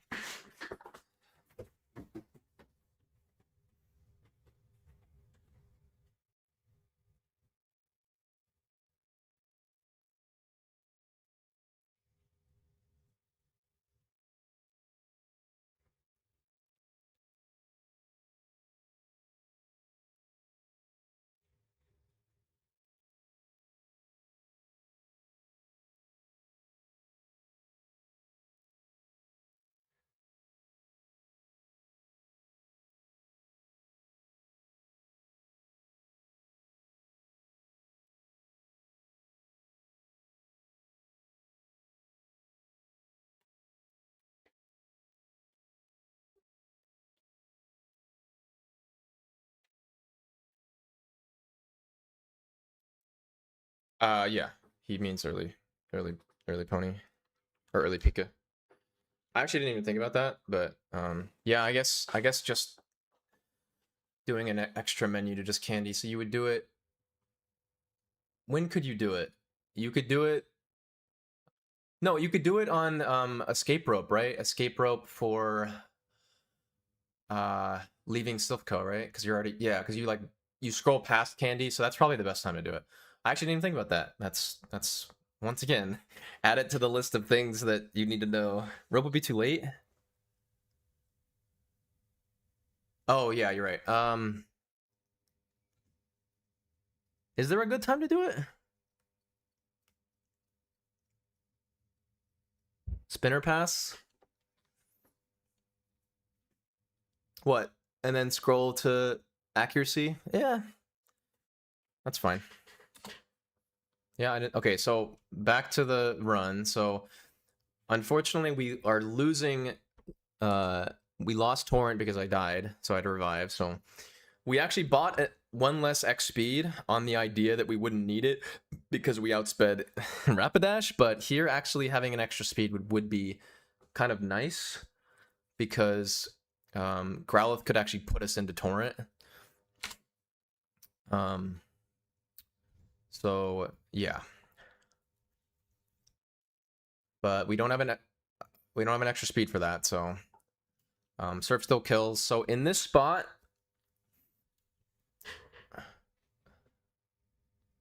okay, so I remember talking about this in the moment, but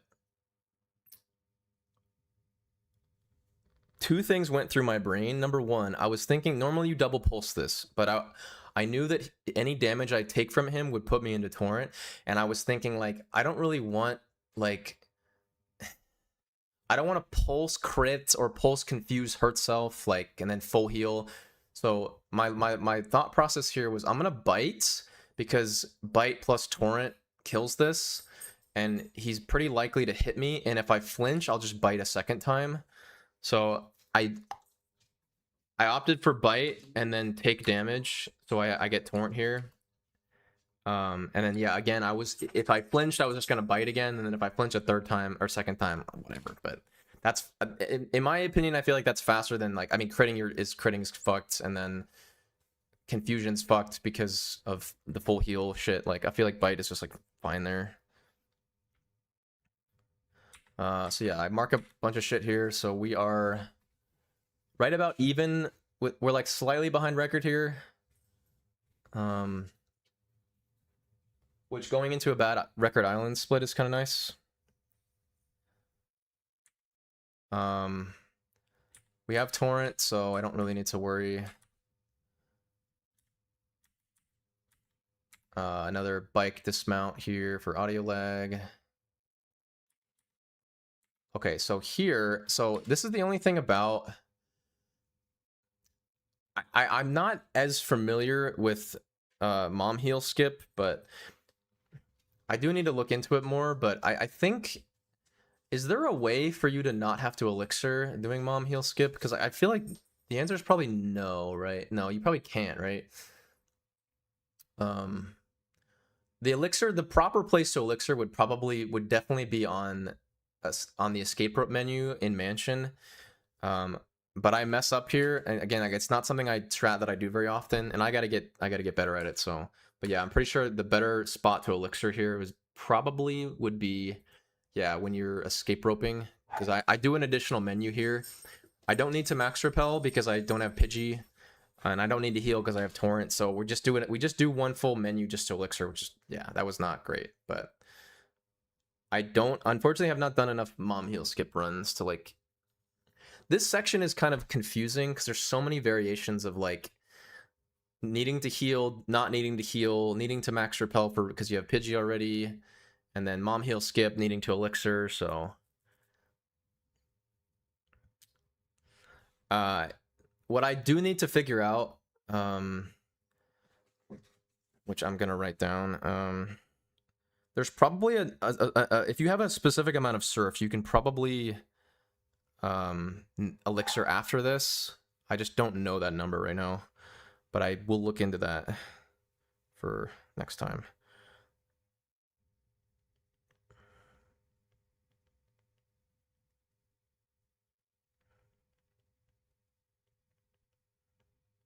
Yeah, because that menu was kind of bad.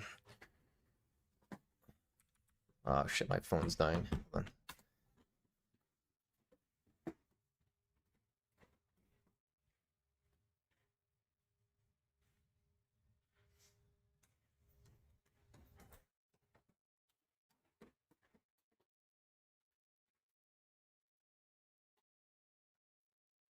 Okay, so obviously you want torrent for this wheezing because you can kill it with torrent. Now this is kind of a scary spot here because I believe this muck can kill us. It does. Where is it?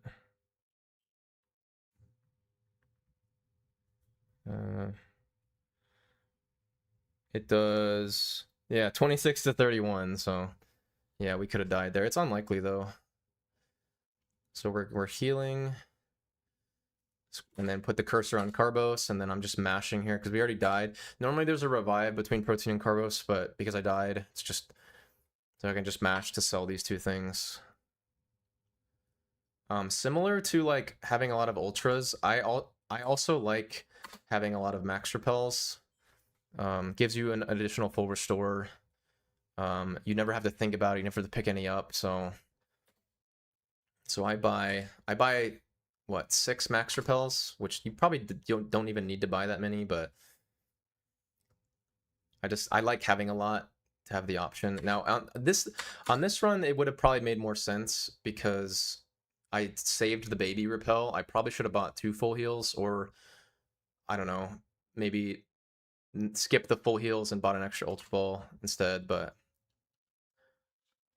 okay, Pidgey catch, which is good. I'm being hyper aware. My every time there's like crazy movement, my eyes go like this. So you want to be really careful here to not like a lot of times I'm not holding a position after an encounter here because you don't want to hit these two. And if you just are holding and then bonk, and then if you hit these two, it's over because it's a double battle. So yeah, don't hit those two. I have hit them before. I've hit them one time from that exact thing. I got an encounter near them, and then I started holding, and then yeah, and then that just kills the run. Obviously Pidgey, that was an early Pidgey encounter, which is not amazing. I mean, you could honestly opt almost to just repel this anyways, just because. I mean, you could get Pidgey on Route 1 or on Route 7, or in Berry Forest, but I mean, I wasn't expecting 3 encounters before Violet, which is kind of unlucky. Venonat here is really good though. It's 5% here. That was a super good encounter. Sometimes you can opt to camp Bond Bridge here. But I already had Pidgey, so you wouldn't camp it. It's 35, 50, 60. It's 65% for a good encounter here. The odds are just a lot better. Let's see, what are the odds in 10, 30, 50, 60, 65, 70? It's close. But Pidgeotto is always a Candymon in Berry Forest. And you can get Oddish on after Berry Forest anyways, so. But most of the time you're going to be camping there for if you don't have Pidgey, so because you really want Pidgey. So Razor Leaf's good, and then yeah, Blizzard Spam. All right, so this girl. So the way this girl works is you have to track her and snake around her. Now, she can move last second left or right, and if she does, you do have to follow her. It's really tricky movement because you have to react to her, but most of the time she just sits there, and then you can just walk around her, which is great. But the safe thing to do is if she does anything weird, you can just bag manip. It's fine. It's not the end of the world. If you're like sick as hell and like you can have sick reaction time, yeah, you could just, you know, track her and react to her, but once again, it's like bag manip her and not get hit, or do crazy movement and get hit on accident. So Psyduck is great here. Psyduck is very slow to catch normally. I also always plan Psyduck because there's not really I don't think I've ever done a run, maybe one run ever, where you don't catch Psyduck. Just because it's a consistent encounter on the water going to Victory Road. So Psyduck is nice there. Don't have to swap to Nidoqueen. All right, Pidgeotto, good. So far the split's gone pretty well. We got one duplicate Pidgey. Oh my god, that almost died. This thing has Whirlwinds, which sucks. You can also kill it with Water Pulse or Water Pulse Confuse. Double Candy Psyduck. I don't think I would ever double candy anything. That's just copium. That's so bad. Committing 2 candies for 1 Pokemon is. It'd have to be like, it'd have to be such a unique situation where like you just, it's like only Onix in Victory Road, and like maybe like a last resort, maybe. All right, so we have Pidgeot already. I got Pidgeotto, I got Psyduck, I got Venonat. So our percentages are 10 for Oddish, so it's 30%. So 10 Oddish, 20 Gloom, that's 30. Drowsy 40, Venomoth 45. So my plan here was to just start leaving and take the water. So Drowsy here is amazing. This is 45%. You're gonna want to be risking 40 to 45% here most of the time. I find that leaving Safari when your odds are 40 to 50%, or leaving Berry Forest when your odds are 40 to 50%, usually puts you in a spot where like, you just don't get 60 cleanly. So we crit here, which is awful. absolutely horrible. Yeah, very sad. Thank you, Golem, for the prime. Your last one was Machop. Is it not chill to catch that in double candy Psyduck? Yeah. You could. Or you could just candy Mewtwo. Well, no, I was gonna. No, because I had the option to skip. I was aiming for the option to skip the candy because I was doing floor 1, but we'll get there. Maybe though, maybe. I still had Geodude available, so my last one was Machop.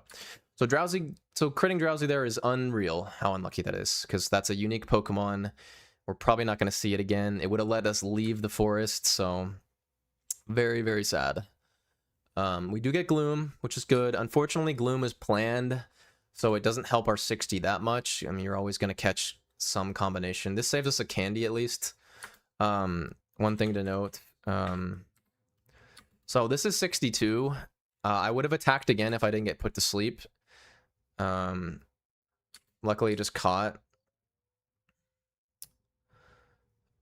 So I actually opted to just Awakening in the fight here. I'm pretty sure it's faster. I mean, this thing could poison you or like do weird shit, but I don't actually know if it would have been better to just do an additional menu. You're just menuing for no reason though. All right, Ultra Ball. This is, I don't know if that's 62 or 50. It's really close. It doesn't really matter. Okay, so now let's see. Let's look at Cape Brink here. You're very on point, iNoobs. You seem to know a lot about the run. You should run it. Emulator's available now. This was an option. So we've got 40, 50, 55, 60% for Cape Brink with Oddish. This could have been a camp. Now I already have Gloom, but what was going through my head at this moment was, well, number one, I didn't get an encounter here. Normally you do. I just happened to not get one, so I was kind of expecting one. And then at this moment, I was like, well, what do I do? Do I turn around and camp, or do I leave? And my thought process was like, if I spike Meowth here, then it kind of removes Route 7 viability, and I was kind of hoping for Route 7 Dog here, and then in Ponygrass it's the same thing. So I opt to leave here and not camp for Oddish, which is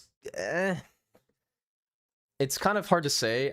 I would say it's probably, because I'm thinking about, like, what are our encounters here? Like, Meowth we can get on Route 7. Meowth we can get on Ponygrass. Oddish we can get on Route 7. Spearow we can get on Route 23, which we're guaranteed to do. I mean, Persian's good. Golduck's good. I already have Gloom.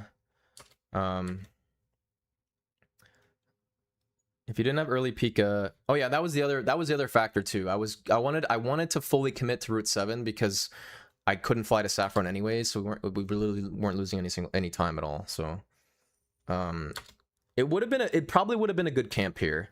My thought process was like, if I do Route 7 and spike Oddish, then I can camp for Meowth 2 and then try to spike Dog. That would, Meowth kind of just ruins that dream, so I don't actually know which was correct there. I think either one was okay. I was just thinking about, like, really wanting to do Route 7, so, but we end up not getting Oddish this run, which is kind of weird. How does it feel?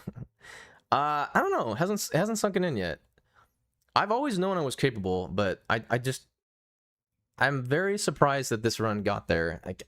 Again, I know I keep beating a dead horse, but I feel like this run, besides early peak, I mean, this run had like 4 or 5 things that were amazing, and then the rest was like not great. Advancing forward with high plan count camp. Yeah, I think it was a good play to leave there. I also had a run like 2 weeks ago where it was like 7th try oddish, which was not great. All right, so we got the PC here. So right now, I always say Venonat, Ponyta, Pikachu, Blastoise. I'll say it out loud. Is the order that I normally do things, but now it needs to be Venonat, Blastoise, Ponyta, because we already have Pikachu in our party. So we're gonna grab Venonat. Remember, you go up, you save less inputs if you go from the top to the bottom. Who keeps texting me? Who are these fucking people, dude? Oh my god. Bro, why do people keep asking about voting?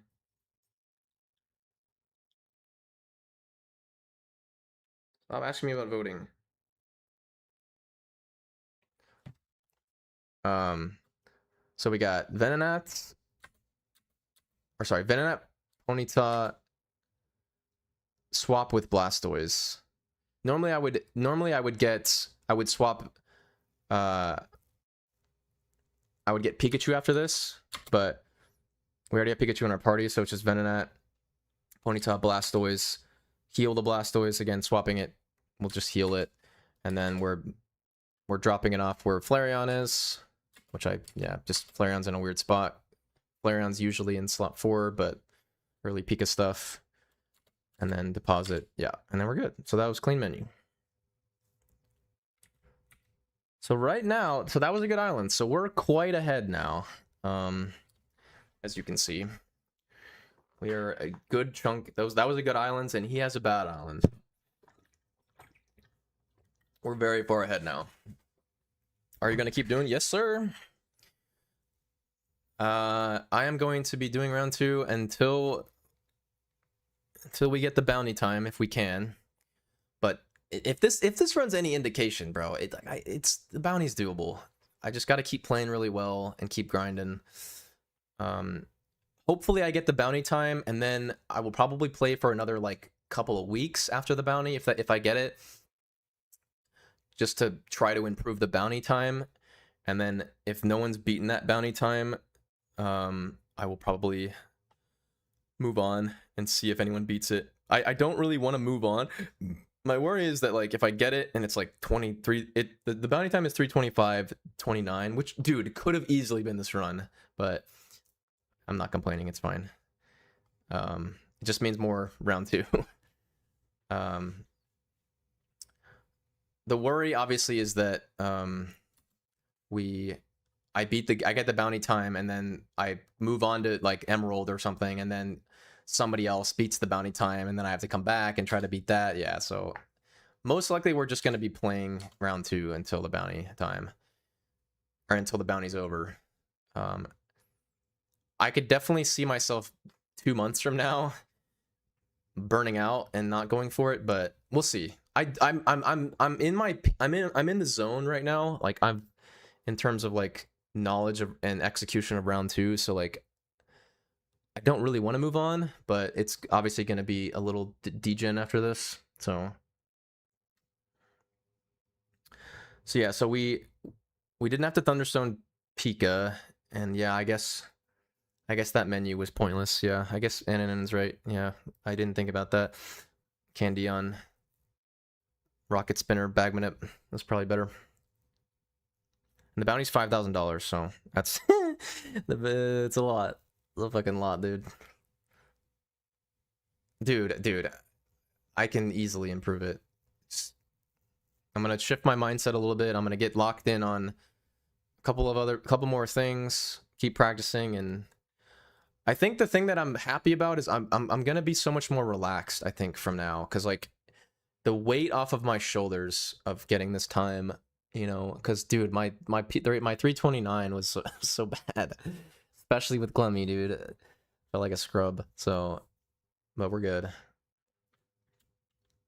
Luckily, all the hard work, you know, work paid out and stuff. Not YOLOing everything, but I'll feel a lot better about not trying to carry runs. So our odds for Route 7. So Route 7 is forced here because of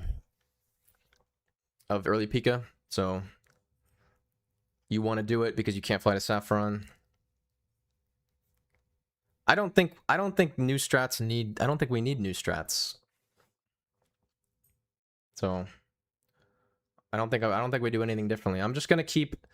I'm gonna keep like lasered in, focused on you know, learning as much as I can, figuring out as many niche situations as humanly possible.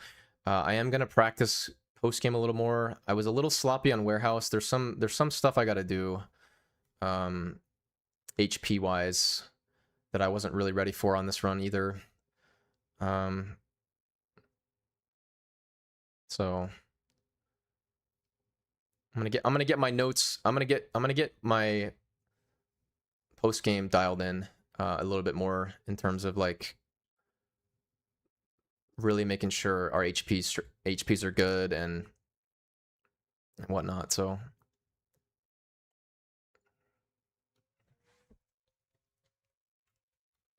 all right, so this is pretty standard. Standard bug evolve. Oh, god dang it, dude. Why did I do this? I don't know. Usually you're.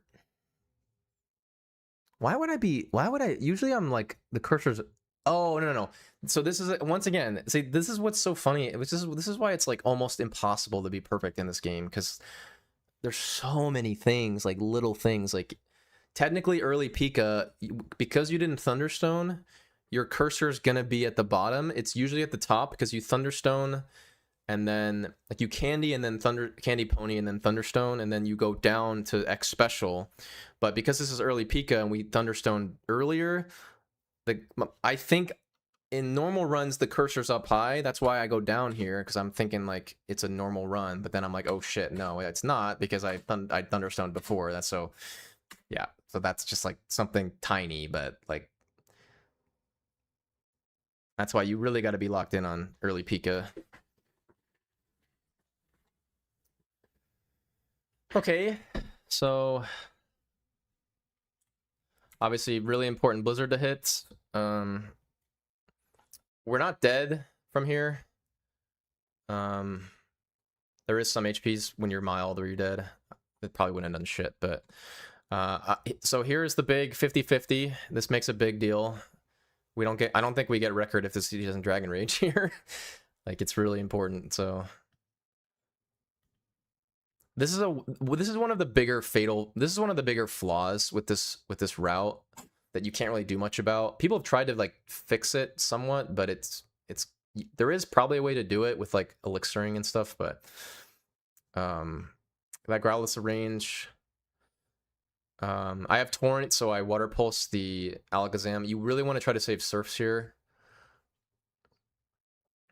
So again, we did use our Elixir early, so I'm already planning on getting the Cerulean one, because we did Mom Heal Skip, so which again I'm gonna look into seeing if I can skip Elixir on Mom Heal Skip.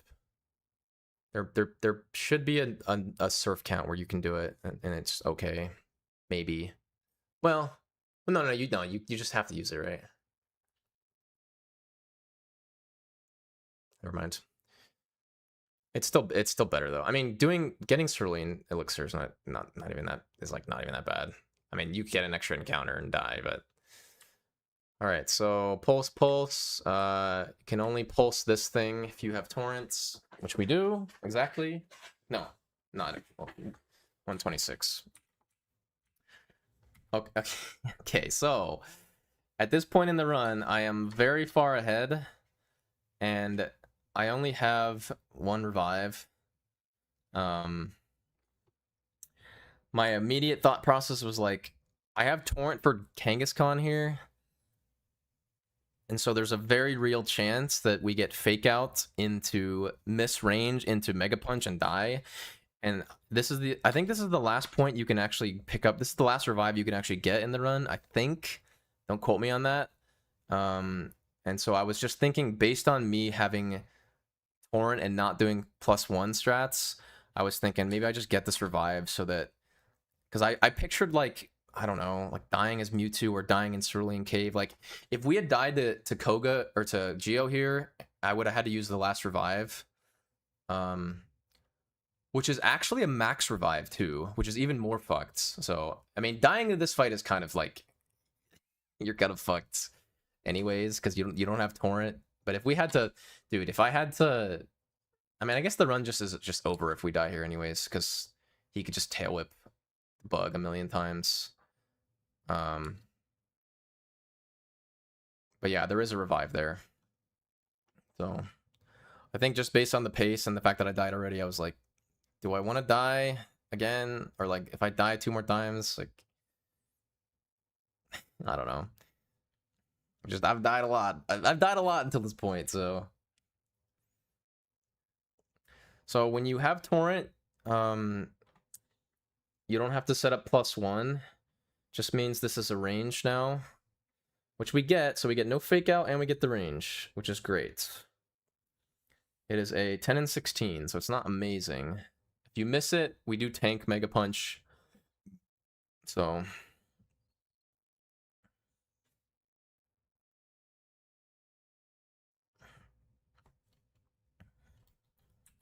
All right, so here is something that I think I'm the only one who does this. What I have thought about is that I think if you do bug evolve, it's better to use move. And to be honest with you, I don't have the frame data to be like, this is just better. It's probably not better. I find it to be cleaner and more consistent. And then my big argument is that we can put stuff in box 2, which clutters up. So then there's nothing in box. Then there's nothing in box 2 that we need to evolve most of the time. So I prefer depositing the 4 Pokemon, which can be pretty fast, and then I don't have to think about it. I just grab stuff that I see because the order doesn't really matter. So I'm just gonna grab all this stuff. Obviously, make sure you don't grab small Nido in this spot, which is pretty bad if you do. I mean, you could go for the trade, but then you'd have to Moonstone Nidorina later. So I personally just really like doing this because now there's a little bit more space left for our remainder catches, and they're not going to shift to box 2 because everything you deposit in box 2 you don't need. So it's just less clutter. It's probably barely slower with wireless adapter to deposit withdraw, but I like doing the PC like this. So escape rope. So all right, so we're at 46 out of 140, which is what, barely torrent, 138. So it's like, no, this is exact torrent, right? Yeah, this is exact torrent, which is cool. So I can pulse surf this. I don't have to set up a special. I can surf this thing. So we're speeding here, and then this thing is going to put us into torrent, so we keep torrent for the next level, so we keep torrent for Erica. So this HP is great. We're torrent through 47. We tank Giga Drain on Victory Bell, so which is great.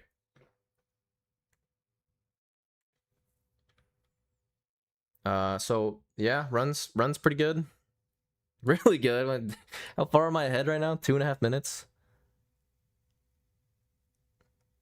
This is really 46 here? Damn, we're so far ahead. Jesus. I think this has to be at this point my best run ever. I think it has to be, right? Like this is like, I mean, what is the pace from here? Like 230, 220, sorry, 236. It's got to be 236, right? Maybe. It's got to be. It's close, or like low 237. Again, the problem, you don't have the party space. You don't have the party space to trade Nido when you have Nidorina. You would have to keep Nidorina in the box, and then you'd have to Moonstone evolve Nidorina on start E4 round 1 split. And then on this run, that would be 7 evolutions too. So no, I don't think you ever trade in this spot. Thank you, Tommy. I did some weird thing here. I don't know what that was. Don't ask. I don't think you can trade here. That's kind of crazy. Also, this is a 326-31, by the way. I gotta change the. I always split late on the last split, so. Now, unfortunately, this HP is very troll. So this is Torrent, and obviously get the Vileplume range. If we miss, it's dying here. Like, I guess we wouldn't die here, but yeah, a miss there would be really annoying because we wouldn't automatically die, so we couldn't bug evolve, and most likely we would get parried and then take damage and have my HP be bad. But unfortunately, we're dead to Seismic Toss here, which means I gotta do something, unfortunately.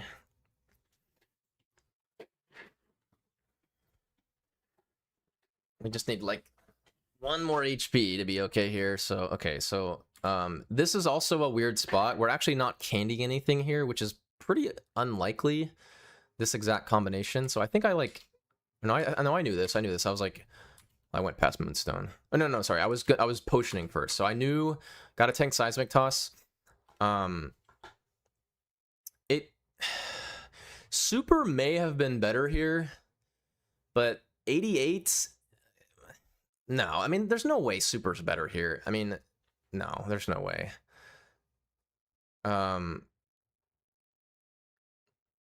Because now we just hope for no Seismic Toss. If we get Seismic Toss, we can swap Clefairy, or I can just hope for Headbutt instead of Bone Ring. It's just bad HP either way. So we're just triple Moonstoning here because we don't have to candy anything, which is nice.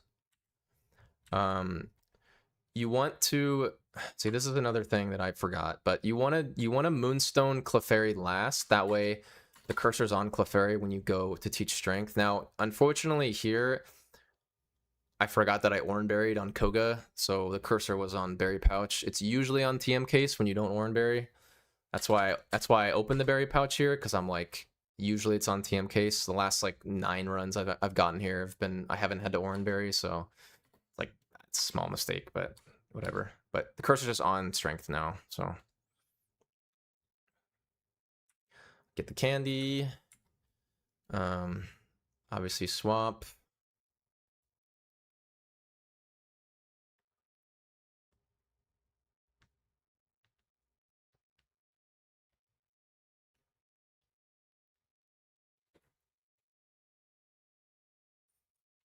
I wonder if doing the Marowak guy first this run could have been better. Actually, let me think. Nah, it's too complicated to think about. Maybe. Okay, so the reason you want to be like right outside Seismic Toss Death, like exactly outside Seismic. Bounty's been paid. Wait, what? Oh, I still need to give you the PayPal. It did get validated though. Unless you found one. Did you find a Oh, no. Did you find my PayPal? I do have that on my stream, right?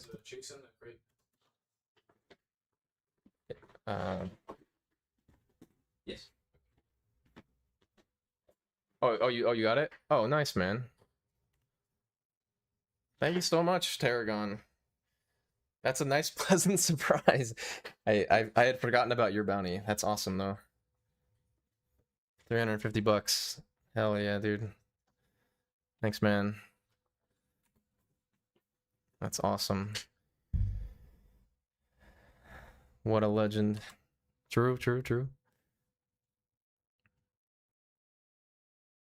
Okay, so in this spot, this spot's kind of scary because if you get Foresight here, okay, so the reason that you want to be able to tank, dude, I feel like it's almost worth just risking seismic toss death. I mean, oh, it's just like that was such a bad spot. Like that's such a bad spot because if you get foresight here and then miss the Machoke range into revenge, you just die, which is horrible. So, but we got damage into torrent, so we're chilling. This is perfect, right? Because we tank headbutt and we tank bone meringue, right? So I'm thinking I'm chilling. You want to be really careful of surf count here. I have 5 left, which means if I surf these 2, normally you pulse this thing, but I was so ahead on surfs that it was just chill. So I could surf this and have it be fine. That leaves me 3 surfs. 1 for Pidgeot, 1 for Alakazam, and then 1 for like weakening, catching something in Victory Road. And it's obviously faster to surf here, but you almost never surf this Machop. So Weedle evolve. Okay, now the most annoying thing of all time. Okay, for those that did not see this, I fucking get crit here. Which is so fucking annoying. Because we tank everything. We literally tank everything. Like, yeah, I tanked. We tanked Bone Meringue there. Like, I was only dead to crit there. Which is just.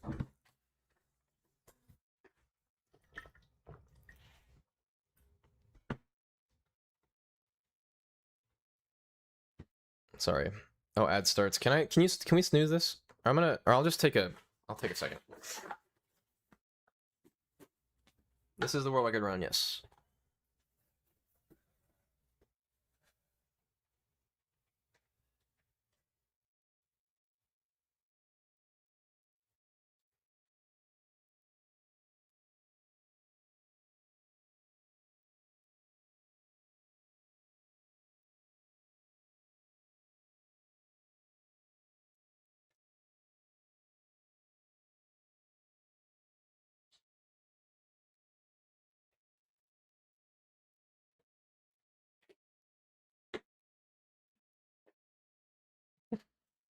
You're probably thinking, bro, I died to the coughing. Alright, well, I'll wait for the ad to come back. Hold on. Dude, dude, it's like Christmas morning, bro. I woke up and didn't realize that I had gotten a bounty that I forgot about.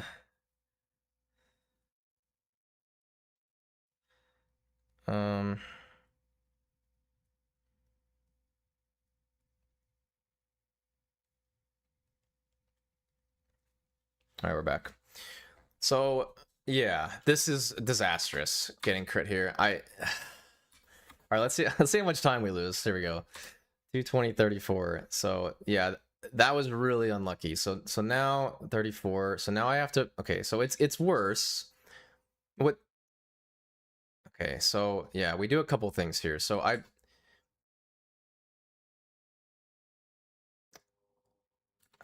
yeah, this is a weird spot. So I max revived. I think the idea here was that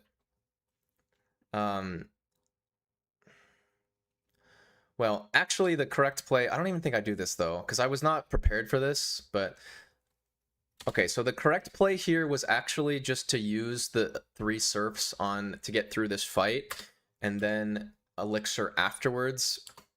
This is actually wrong. I haven't been in. This is a weird spot to be in. So I wasn't. Well, I had revives. As long as you got revives, you can keep the run going, unless it's like you set up a bunch of X items.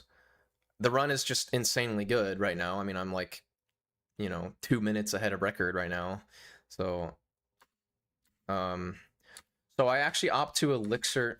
I fucking elixir Clefable. So okay, so we elixir here mid fight, and then he goes for Leer, which is interesting. I guess that makes sense. The correct play was to not elixir in this menu. But my thinking initially was like, let me just get to full health so that I can save a menu on Viridian Arrival. I guess this works too because he leered. If he hits you here, then I probably wouldn't have had healed again. But now I'm pretty sure I had enough surfs to surf the Nidorina and the what is it, Nidorina and Nidorino? What is it? What doesn't die? It's it's the Nidorina. Yeah, it's the Nidorina and Nidoqueen you need a surf out of Torrent for. So I actually had enough surfs to not have to elixir and get the Leer here. I would have just had to do an additional menu. It actually might be faster to do this, what I just did. So I'm not actually sure, but yeah, that's the second death in the run. So how much time do we lose?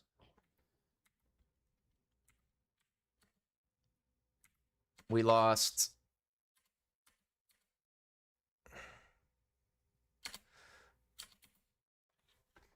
like 50 seconds.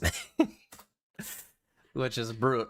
Actually, no, minus the menu, it's probably 40. It's probably 40 seconds because I don't have the menu now for Viridian Rival. But so at the moment, we have lost 1 minute and 40 seconds to deaths, and the run is still really good. That's how good. That's just how good the run was. So that was unfortunate. Alfred in chat, PB pace still. Yeah, I knew the run was still good. I wasn't like. But bro, turn 2 Bone Ring crits? Like, ugh, that's just brutal, man. So, this is pretty straightforward. When you're full, you just need to make sure you surf the Nidoqueen and Nidoking, and that's it. I didn't have enough surfs to not have to elixir. It was really close though.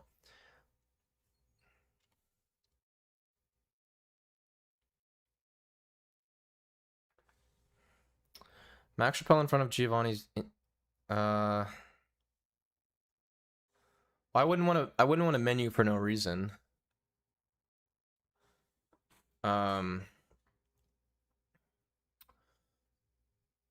Okay, the correct play. Well, I had to revive, so. But yeah, technically, if I knew I had enough surfs to get through that cool trainer fight in the moment, again, I was just tilted, then I guess the play would have been walk up to right in front of Giovanni, and then elixir, max repel, and scroll to X accuracy. That would have been the correct play, yes. I did remember that I had baby repel, so again, it's just reacting to that situation is weird. So that was yeah, that was not great. But again, luckily I had a baby repel, which I had also considered. I think I had considered that in that moment, like, okay, it's fine. You're only 1%. These are all 1% tiles, and on the way out too. So it's like you're not likely to get an encounter here. So I wasn't worried about Route 22 getting an encounter. So, but yes, looking back, yeah, it would have been better to, in that exact spot, to, if I had known, yeah, it would have been better to not elixir on Marowak, and then elixir max repel in front of Giovanni. But I was like tilted there, so. No, you would never, if you have Rad already, you would never do Route 22 Mankey. That'd be crazy. So the Route 22 Mankey is not a Candymon, which we actually need this run. All we need is 3 Candymons, and it's 50% unless you have Nest Ball, which you don't really have Nest Ball a lot of the times here. So no, I absolutely would not want to do Route 22. This fight's pretty straightforward. We did get Feather Dance, which is nice. Set up speed, bites, yes, surf, straightforward. So we got a little bit more health, which is nice. You always want to be kind of aware of your HP here and not be too low, because there's combinations of, like, you know, self-destruct and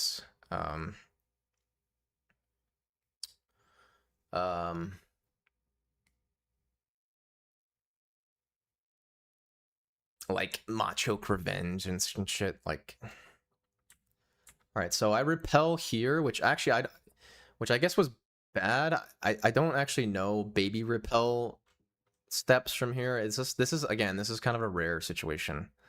So There was probably a... I don't think you can... Maybe you can repel from Route 20. It's like right when you enter the grass. Well, usually it's after Geo because you want Torrent, but yeah, if you have Psyduck already and you have Pidgey, or sorry, not. If you have Psyduck already and you're skipping Route 22 because you have Little Rat, then yeah, you would want to turn frame after Giovanni, max repel, do all the healing, like max repel, max potion, scroll to X accuracy, and then that will get you through Psyduck water. And then it'll wear out right when you get here, yeah.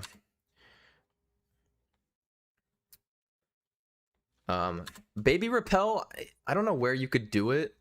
You might be able to do it like right after Viridian Rival. I actually haven't tested that, but I mean, we only burned like a second or two, like getting rid of repel there.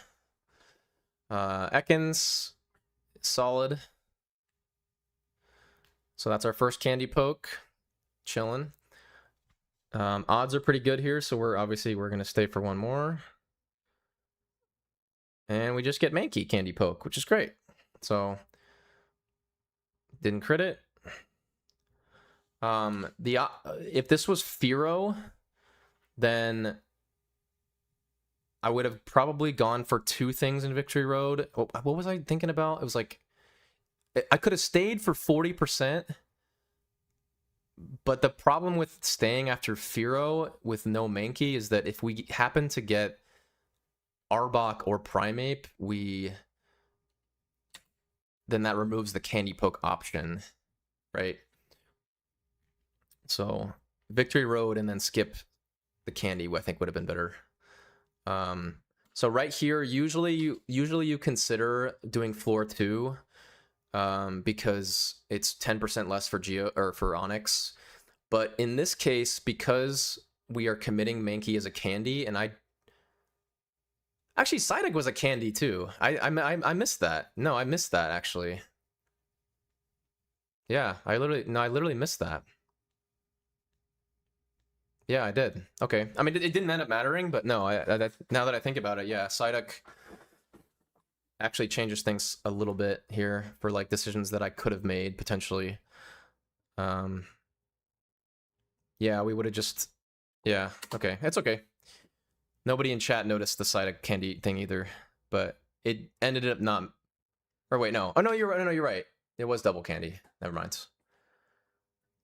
I didn't have any other candy pokes, right? No, right. Okay, never mind.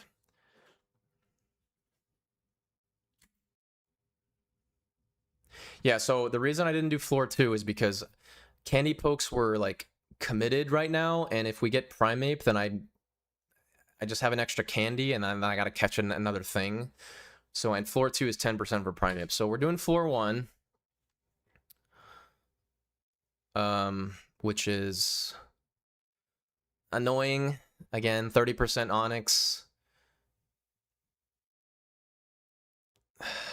Okay, so we literally need one thing, which is this Geodude.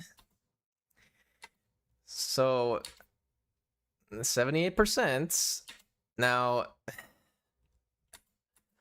see, I know you don't see my thing, but I'm going like this, like just hold, because like I know that like, unfortunately I may have jinxed it when I did this, but I was just thinking that I remember this happening to Gunner, and I was like, fuck. So, breakout into self-destruct is so tragic, dude. How much time did I lose there? 22.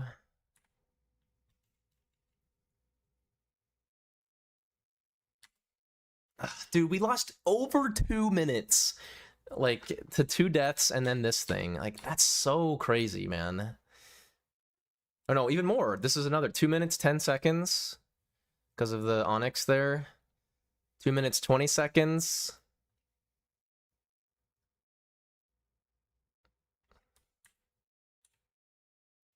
Oh, okay. 2 minutes. Okay, so here's a good spot. So we got to floor. Here's an issue, right? We got to floor. This is actually interesting. So We got to floor 2 without getting Geo or Machop, and because the fucking Geo killed itself. Like, oh, that sucked. What's up, Falconer? Yes, I did get world record yesterday.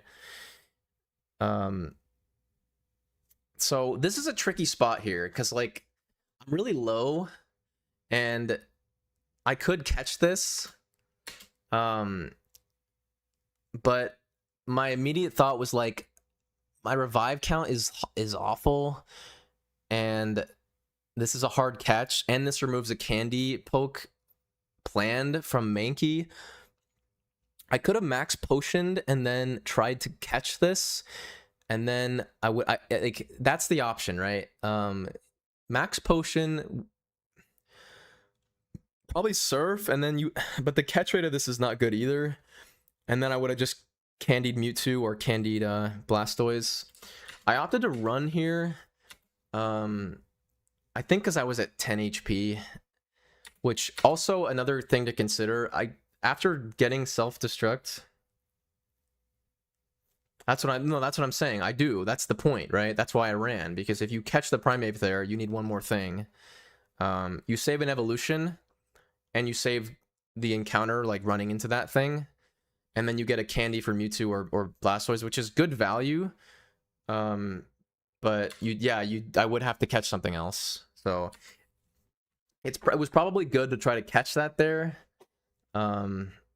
considering I ran into it. But I think just strictly because I was like low health already, I was like thinking like, do I really want to like heal and then weaken this? And then my ball count was not amazing either. I mean, 5 ultras, like, so we lost 2.5 minutes to Victory Road, Coughing, and Bonemerang crit. Which, if you do the math on my entry time, it's just, oh, it's so stupid.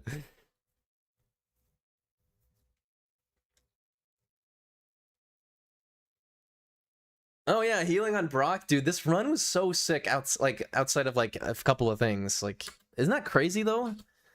This could have been like mid 235. So yeah, so you're down a candy, and your plan doesn't change.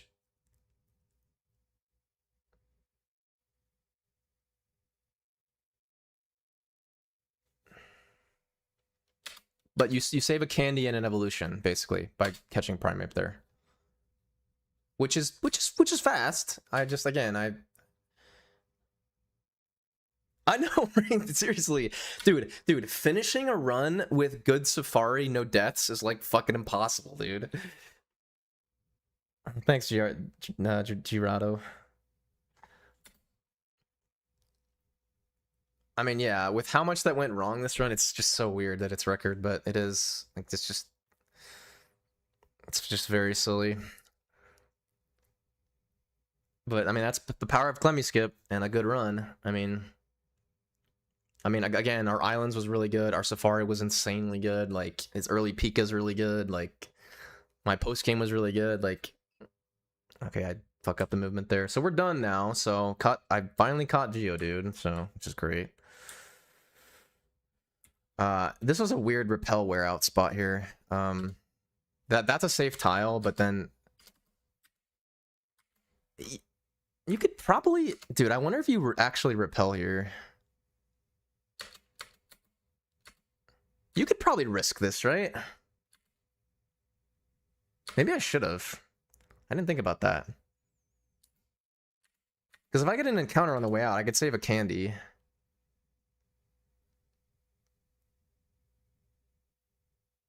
You'd probably get one, but I mean, Machop's still available, but I don't know.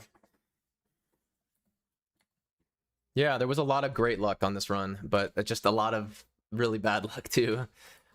So unfortunately, because of the Marowak death, I have to get this max elixir here, which you never get this. Like, you literally need a combination of like elixir for Giovanni and then also mom heal skip elixir, so like you never get this ever. So although this, and actually now that I think about it, this one is probably better than the Cerulean Cave one, simply because less tiles to get encounters that can kill you. I think that's why Gunnar gets this one instead of on like one elixir burned rather than the Cerulean Cave one, but the Cerulean Cave one is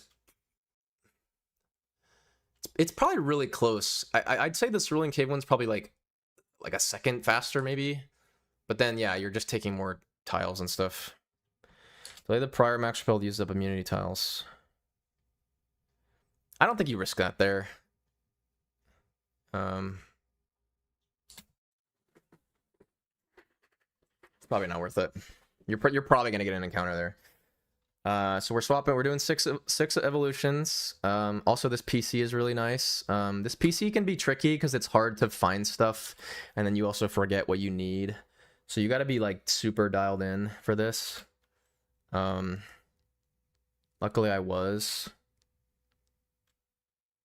So that was pretty clean. And yeah, we're just candying, evolving everything. Leaf stone, leaf stone. Now we're just getting our stuff in. I think I put Clefairy in the wrong spot here, yeah. Although this was dumb. This didn't even matter. I don't know why I did this. I could have just put Ammonite in slot 2. That's whatever. Abra slot 5, obviously, and then boom, and then boom, and then boom. See, the other piece of this too is that, like, which is why I like the deposit on Silphco menu, because there would have been candy pokes in box 2 if 100% if I had not deposited the 4 Pokemon in box 2, so which is nice.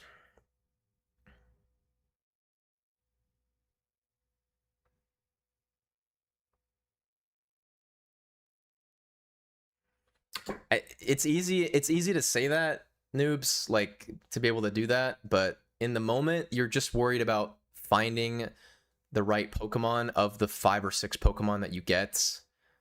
You're not thinking that far. It's more you're more afraid of, like, not being able to find something. If you have a general, like, 5 or 6 Pokemon in your brain, your eyes are just going to find whatever. It's random where your eyes find the 5 Pokemon.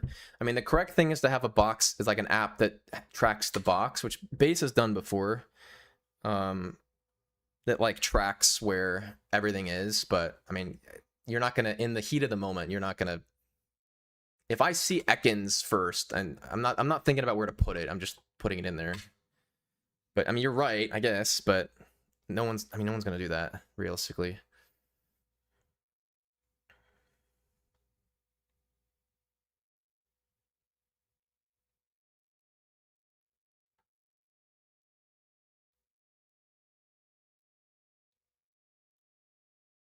Safeguard control on last turn, but bite flinch. Okay, Hailless. Easy +4 Hailless. Nice, nice, nice.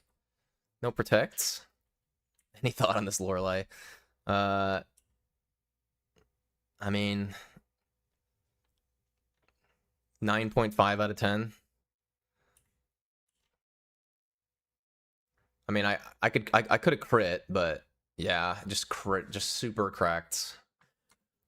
So, okay, I'll explain that. So,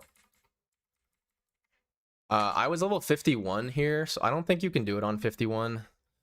Sometimes you're level 50.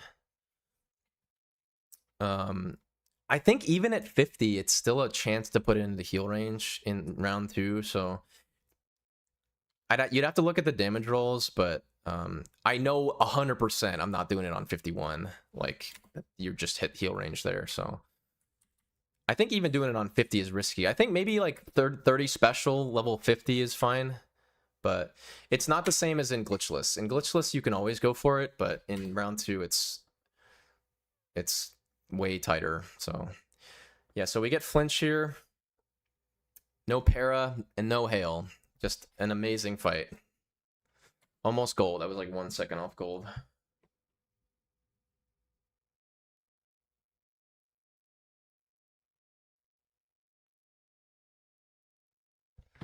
All right.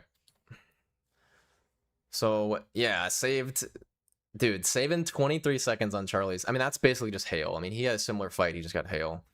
So, Bruno. So, this HP is not amazing. For those that don't know about this fight, this is probably one of the most complicated fights in the run. This is also the fight that is the easiest to mess up. There's not a lot of options here. Option 1, I could potion before the fight to 88 and then do guard spec strats, but then you're kind of guard spec strats are kind of sketchy because of Rock Tomb miss, or like just him randomly saying fuck you and earthquaking. That's option number 1. Option number 2, I might have been able to super potion before the fight and then gone for spec speed, but 118 is like, with mild, is like, it's like not quite enough HP. Also, I don't know if you've seen this, Dennis. I gotta practice. I gotta go look at that spreadsheet too. There's a spreadsheet, or like I think Mockwing made it back in the day. It shows all the HP values for like what you should do on specific situations. That it's like safe, but I don't. I've done this fight a lot, but I knew I was like 88's probably bad. 88's probably tight, you know, even because I'm mild, potentially. And then obviously Rock Tomb miss is really bad. 118 is probably not high enough if I had to guess. I don't have the sheet in front of me, but what's nice about this fight is that with this stat lineup, I just know for sure that full restore turn 1 just makes this fight way better, and there's always a backup too. So full restore turn 1 is slower, as you'll see. We're gonna lose some time to Charlie here, but it's just really consistent. So spec earthquake, and now we got a speed 37. So if okay, let's just check this now. So Rock Tomb was doing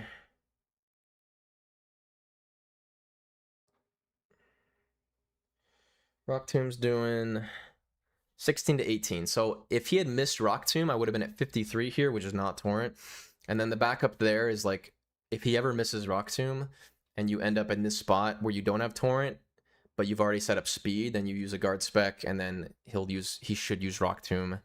And then if he misses again, you can go to +3, and then if he misses again, it's like, ugh. that's not good. But pray for no roar or something. But full restore turn 1 is just like super clean. And again, you can do full restore turn 1 every time. You just have to be aware of not leveling out of Torrent for 53. What's nice about round 2 is most runs you don't get level 54 4-second Gengar, so you just need Torrent for the next level. But many runners have lost runs to not paying attention to, like, I'm leveling out of Torrent next level, so I need to guard spec to stall slightly more. Because if you don't, you're basically hoping that you get Shadow Punch. So, which is, you don't want to do that. So we lost a little bit of time there because he just gets good HP and doesn't have to full restore. So that fight was literally just full restore turn 1 versus not having to full restore. So Agatha, yeah. So I've died to Agatha 4 or 5 times on this grind, I think. So thanks, Mockwing. This has been a fun commentary. I've been yapping like crazy. So yeah, didn't die to Agatha. Yay. So as mild here, we're low mild too. So Shadow Punch is 28 to 34. So this was like this was actually, actually would have been close. This was like almost guaranteed to be double Super Potion if it's turn 1 Shadow Punch. So luckily we just don't get Shadow Punch and don't miss. So I was unbelievably due to just not die to get a clean fight here. So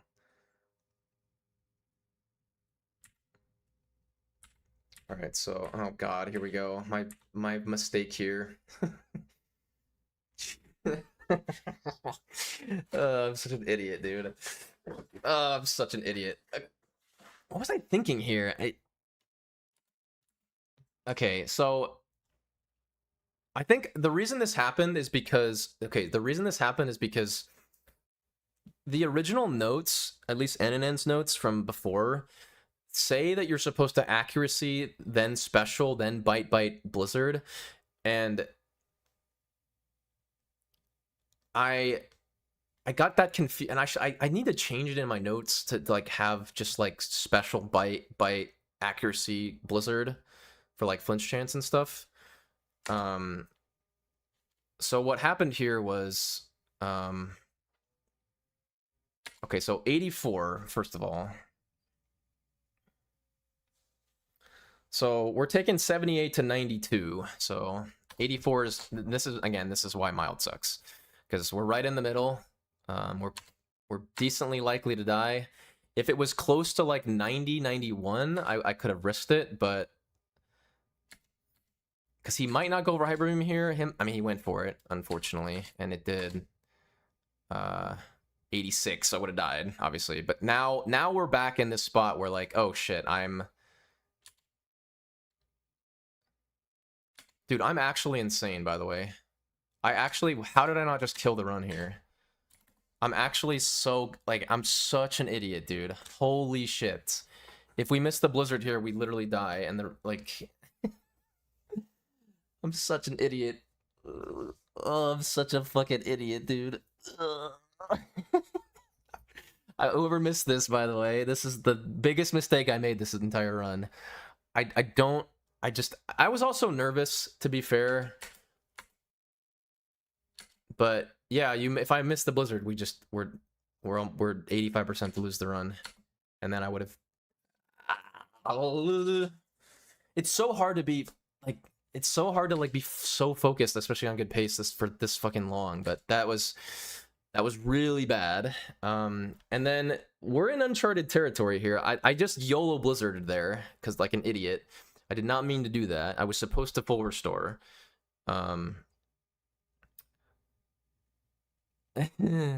So we got lucky there. I mean, I guess what I'll say is that it was nice because with how many times we died and how screwed I got on some of the fights and some of the situations, getting lucky in this spot to not lose the run was great. It wasn't slower. This isn't actually time safe.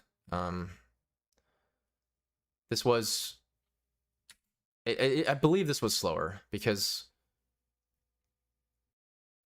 I would have healed, gotten Hyper Beam, accuracied, blizzarded, and then I wouldn't have had to heal. I don't think I would have had to heal for Aerodactyl.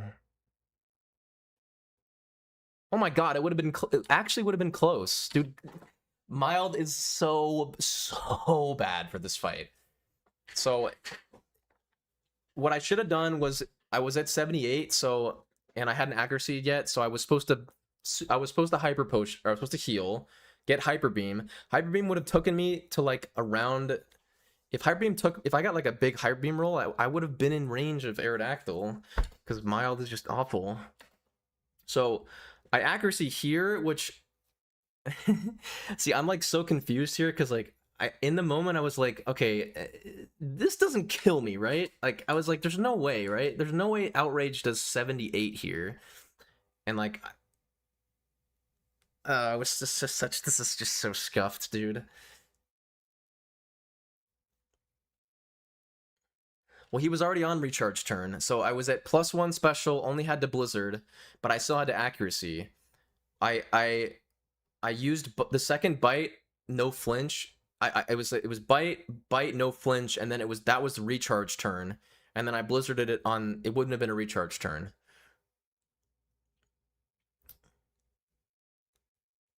Because I mean I saw the recharge turn right after the bite, right?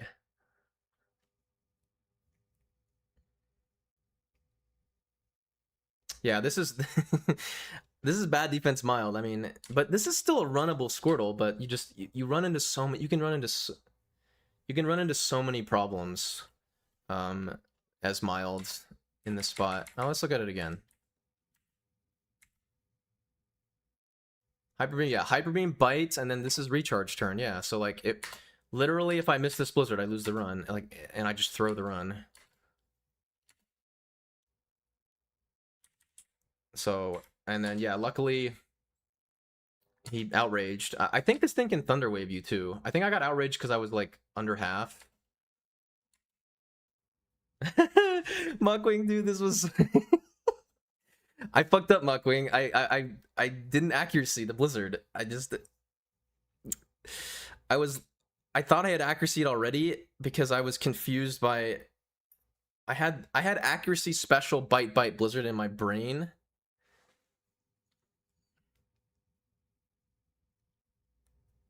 High Beam turn 3, what?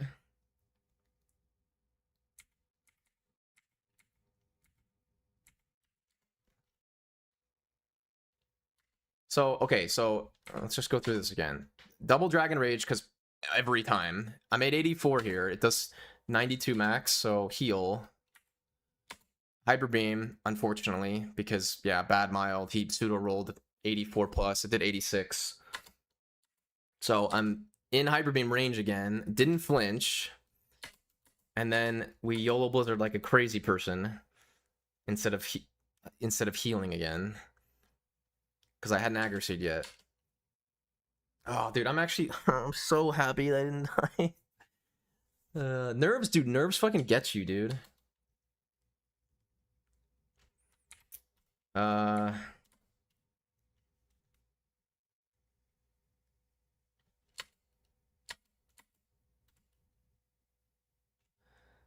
Is the plate not to force or insta after Hyper Beam to bite on a no recharge turn?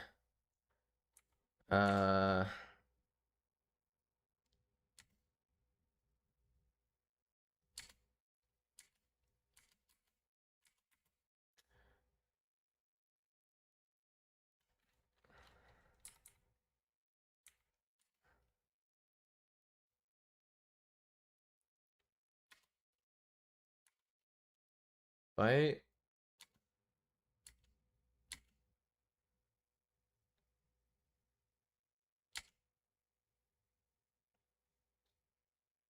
I don't know what you're saying. I'm in Hyper Beam range again. I'm not. What do you? I don't know what you guys are talking about. You're saying I should accuracy here? Why would I do that? I can't accuracy here. Oh, I'm biting to try to flinch so that he or no, it is on a recharge turn. Well, I did. Oh, you're talking about here? Oh. No, you're talking about here. Yeah, I guess so. Yeah.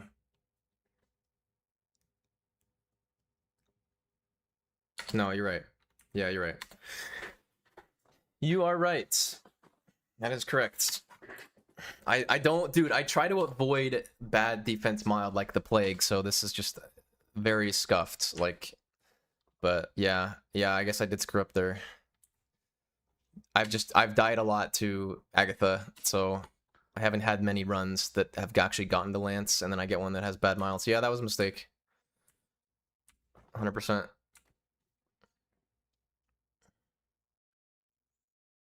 Just goes to show you that no matter how much you play this game, you need to practice E4 round 1 fights. What the fuck was it? What the fuck was I just doing there?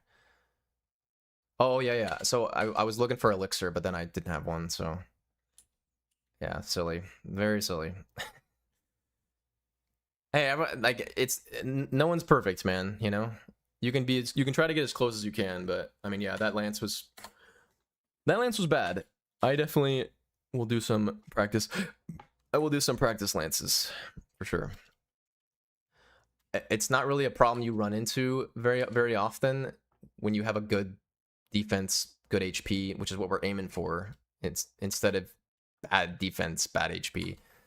So that's probably why I wasn't ready for that, because I just don't get bad Squirtles that get there. So, but yeah, you are correct. Yeah. All right, pretty standard fight here. We get flinch, which is good. Hit the blizzard. Safe from crit here, so chilling.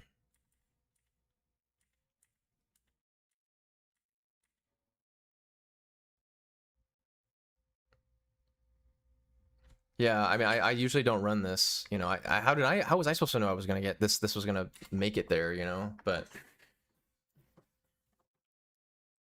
of all the Squirtles, I avoid this. I avoid a Squirtle like this the most. So I try to avoid mild like the plague. So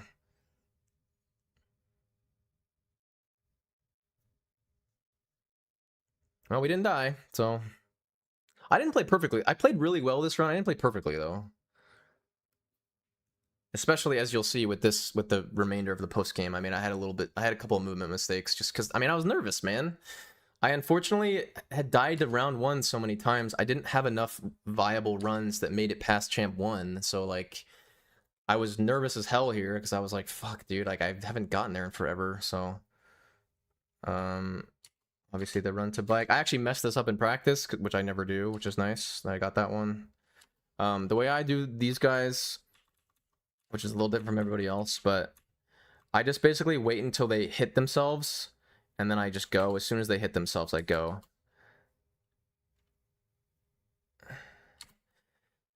Yeah, the max repel tile is something that I gotta look at again too. I gotta analyze like someone else's post game because I've been having this issue where the max repel doesn't wear out before doing the second set of hikers, which is weird. I don't know why that's happened. Yeah, I should actually. Yeah. So I hadn't actually looked into that. I will look into that. That actually is better, correct? On this round I actually took 2 extra steps, so yeah, for these guys I always wait until they hit themselves and then I just hold up.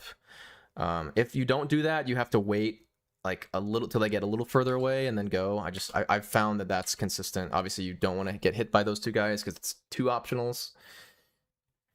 Here, let me pee.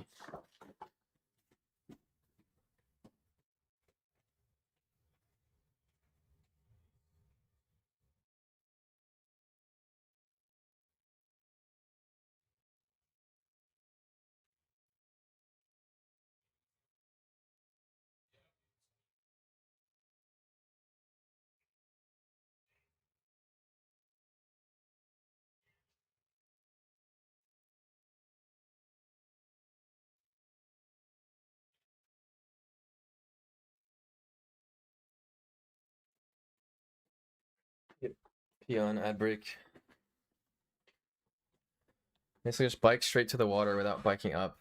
Yeah. Yeah. Yep. For sure.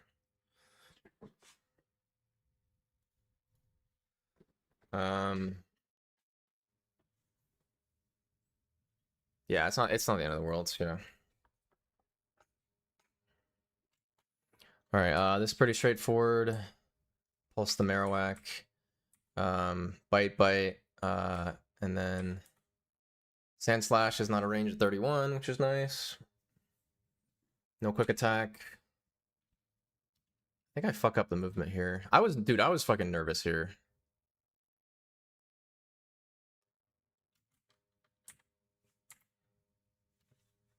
I think I mess up here.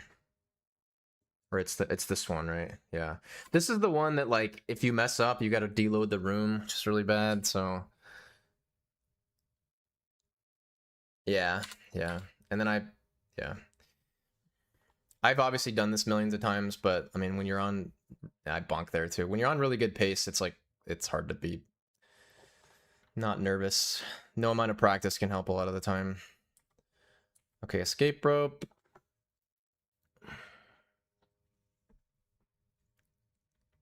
Take off the item, teleport, Ruby.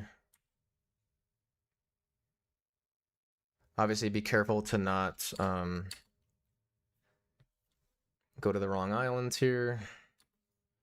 We're gonna put this on 1 so we can see how, see if my 4 island was decent.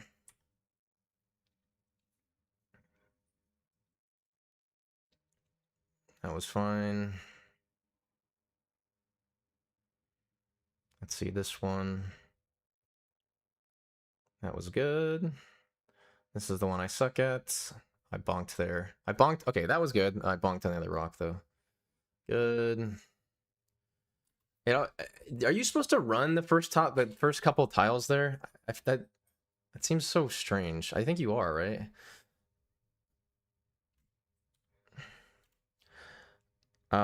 Really important here. Well, in NNN's like initial like 4-island thing, thank you, Leave.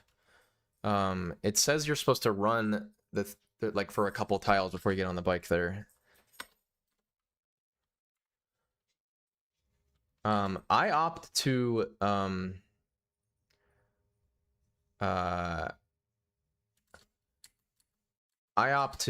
fucking hell. I opt to do waterfall teach first here. Just because then you're in the same thing for escape rope and stuff. I go down to IAPA Papa Berry because in my practice state, Lum is in slot 2.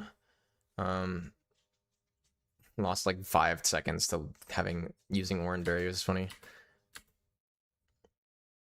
Obviously, really important is not escape roping here. You don't want to do that. So the only thing I messed up is this waterfall thing, huh? This fucking thing, and then that was the only thing I messed. Okay, that's decent then. That's decent. One bonk, and then that waterfall thing was dumb. But besides that, I think that was pretty good. Pretty good execution. Bite surf. Saved a second.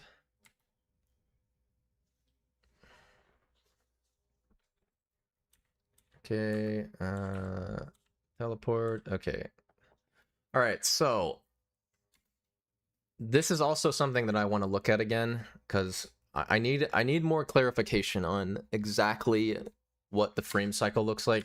Because I remember Mockwing, you said for a little bit that like this is you could just go if he wasn't looking left, but I've seen people get hit here, and I don't think Start Flash works here. Or like you said you thought it worked and then it doesn't, but then you checked again and it doesn't work. So my rule here is like if he's looking left, you just bag manip. I don't know if there's a Start Flash setup. There might be. I just haven't researched it enough, but I mean that's obviously safe, but there might be some cycle where yeah, like I gotta look at that again, but you don't want to hit that guy. So I mean, it bag manip's kind of slow, but so I took the 2 extra steps, so this wears out. I also don't do the gunner run to bike thing here, which I should probably do that too, but it feels kind of awkward. Okay, we're just gonna bonk into a rock. It feels kind of awkward to do that and close the menu. I probably need to I gotta practice that. We realize what happened is going upstairs is 8 frames no matter what. Oh, is that okay? All right, up. Oh, I should probably change this to 1.5. Up, left, right, down. Obviously get the dismounts.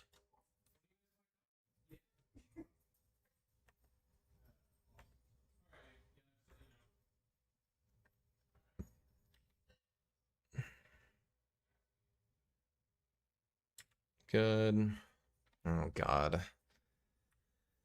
Most annoying thing. One of the most annoying things in this run.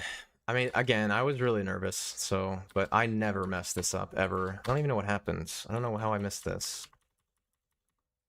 No, I pressed it 2 frames early. 1, 2, yeah.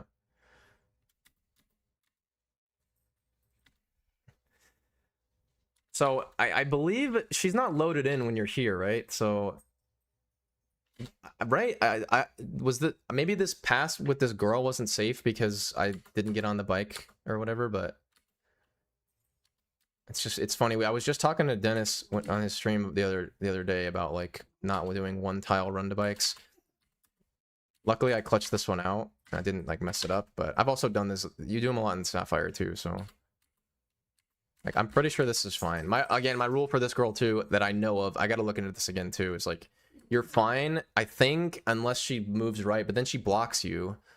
I've seen people like start flash there. I don't think you need to do that, right? Like I'm pretty sure it's just safe. Like, and pretty sure you can't hit her unless you don't bag manip her if she blocks you. But she blocks you frame perfectly, and then you bag manip, right?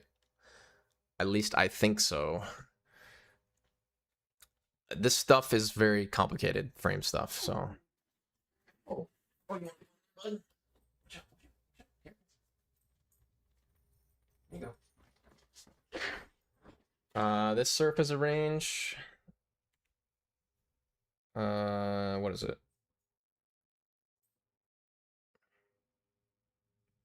It is, we're level 57. 9 and 16. 9 and 16. We missed the 9 and 16 on Bra. I can get this one at least.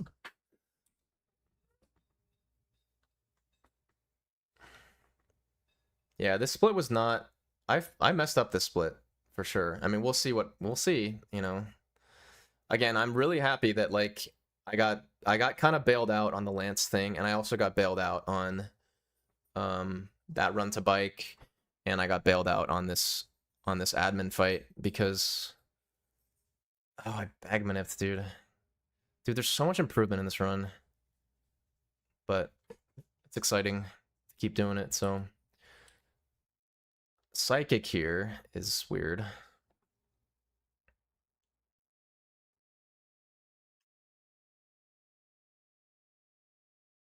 No no icy crit or icy flinch, but no no swagger. It's good.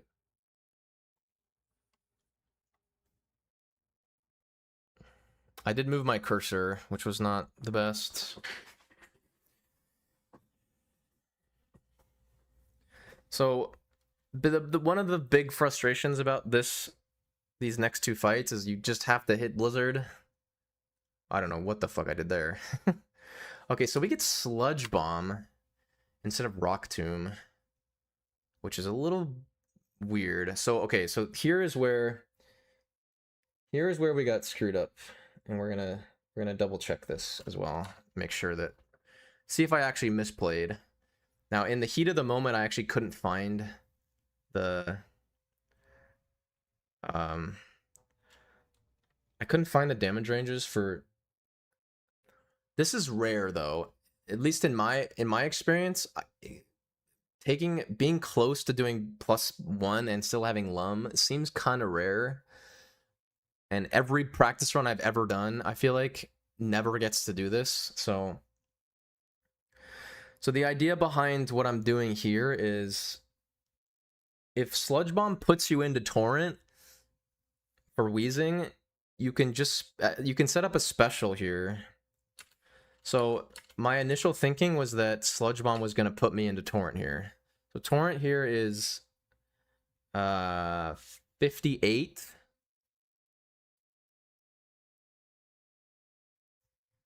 Right? And that did...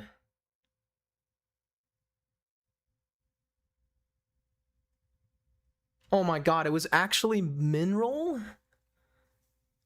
Wow, it was literally Mineral. What? It does 41 to 49. It did 42. Okay, so it needed... Ooh, this is a tough spot. This is a tricky spot. Now that I think about this again, we could have gotten Torrent. I needed a 46 roll. Maybe the safe play is just if you're under 100, you're good. Well, that doesn't work for Rash either. I gotta reevaluate good HPs to actually attempt this. So without looking at the damage ranges, I was thinking here like Sludge Bomb as mild, bad mild. Surely he puts me into Torrent. So he doesn't. 62 is not Torrent, which is really bad. So another spot I could have easily lost the run. So he poisons me. Now here I'm thinking like, okay, well, I realize in the moment I don't have Torrent, which Does this even kill at +1? No, it doesn't. It doesn't kill at +1. No torrent, right? No, or no, no, it doesn't, right? So here I have to blizzard. So I blizzard. My plan here was to blizzard and then full restore on Weezing and then like bite surf or something. That was my plan. We miss, and if I get poisoned here, the run dies. I think this is an 1/8. Oh no, I live on 1 actually, right? 1/8. Dude, that would have been cinema. So I messed up here. I was not low enough HP to be able to do specs like +1 and skip blizzard. So, but luckily enough, you know, we didn't get double poisons, which is great. So yeah, so now we're good. But that was extremely scary. So I think I'm gonna write up HP values where you can even attempt +1 strats there. Like I said before, I've the amount of times that I've done warehouse and never had even had the opportunity to do that and always had to double blizzard, because you need you need like psychic from Hypnose or like psychic sludge bomb, like, and still keep your still keep your lum, which I feel like doesn't happen anymore.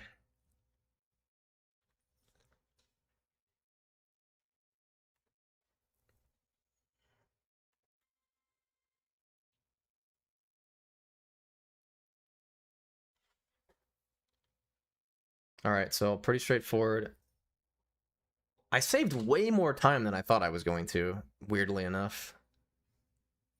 I'm actually a little surprised. I mean, that was pretty clean. I got the Weezing range, but I messed up the run to bike. And then, of course, opened the Pokemon menu because I moved the cursor when I was doing the bag manip. Yeah, I forgot because I was... Right now, my brain's all over the place because I almost just threw the run again, so... Alright, so... Oh my god, I bag manipped here. God, I'm an idiot! Why did I open the bag here? I was thinking like open the bag and fly to Vermilion or fly to Cerulean. I'm so stupid. My god. So I double bagman up the split and golded still somehow, by the way. That's that's so dumb. Whatever. It's so silly. Obviously you want to be careful with biking past that guy. So do I get this correctly? No, right? Yeah, great. How did I gold here, dude? I guess I just don't have many runs that... Okay. I guess I just don't have many runs that don't get... that get 0 encounters. Same spot here, always on escape rope here, so you just don't want to escape rope. It's like dead run if you do, so just, you don't want to do that. Have to get max elixir here because of the Marowak death. The amount of runs that have died to getting an encounter here and dying to not being able to run away is quite a lot. So yeah, I'm pretty happy. I got very good luck in post game for sure. Considering some of the bad luck that happens in everything up until start round 1, the deaths and stuff.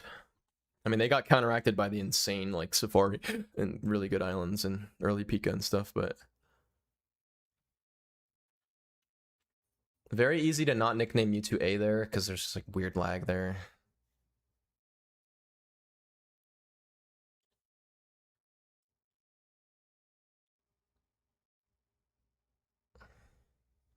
I believe I had 4 full restore. I knew I had enough full restores here. This is another reason why I like buying extra max repels, so you can buy an extra full restore.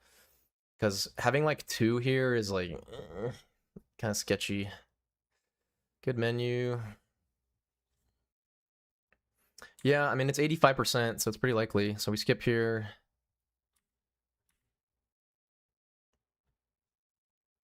I'll stop skipping. Just watch the rest of this. No double team. It was good. Good luck. What do you mean? Or GG? Thank you. Thank you, Sully. Yeah, Fire Blast miss anywhere can be really bad. But it's actually, I think it's worse on the Jinx here because it has Sweet Kiss and you put it just Sweet Kiss just cooked.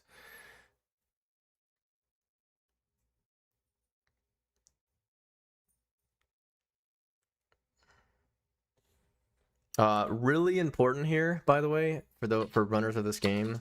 There's always, I don't know what it is. There's always crazy move lag on Lapras. I don't know why, but the amount of times that like I've accidentally Fire Blast this, you just gotta go really slow and just make sure that it's on Psychic.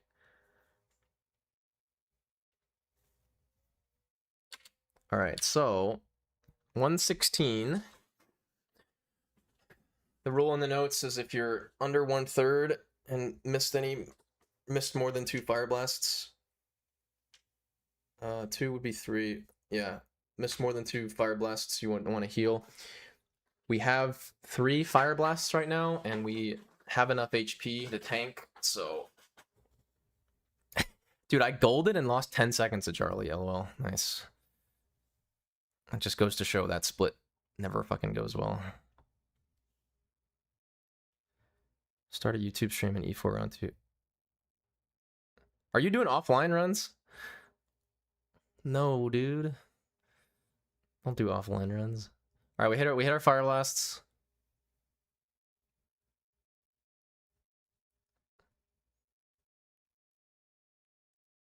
And then let's look at the stats again.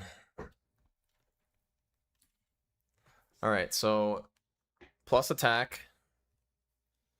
193 is amazing. Don't have to worry about anything related to attack. And then special's good enough. And then speed's just low, but which actually does lose us time. This was this close to 325, by the way. Like super, super close. Like 1 or 2 small things go my way, and it's definitely it. But I'm just glad to finish a run, you know, it was halfway decent. Psychic. So in this spot, you have to max repel, or sorry, you have to max elixir in this spot if you don't max elixir before Bruno. So we're guaranteed to max elixir here. The thing you need to look at in this spot, usually when you're around 100, you can avoid healing on Misdreavus. So for example, was it 153 defense? Misdreavus Shadow Ball, if you have a 0 defense minus defense, it does 110 max. So like I knew at 119 that I tanked it, and so you don't need to heal. You also don't want to use a full restore here. I mean, I would die to crit, and I scrolled the expect there. I would die to crit there, but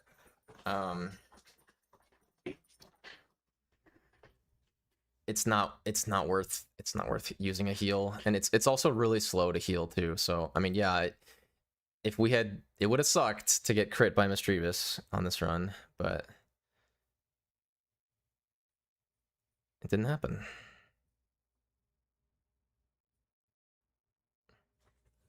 Also, I also find move selection in round 2 to be so slow, dude. Shadow Ball, no crits, we're chilling. Cool. Psychic. You think this Warwick is gonna be hard to beat? I mean, it's hard to say, honestly. You still need a really good run, you know. I mean, with Clemmy Skip it's more doable, but like yeah, exactly. In theory, this could last a long time. Nobody could, like, if nobody gets the run, you know, like, there's just so many ways to die in this run, so who knows. I at least will not be stopping for at least the next like couple months.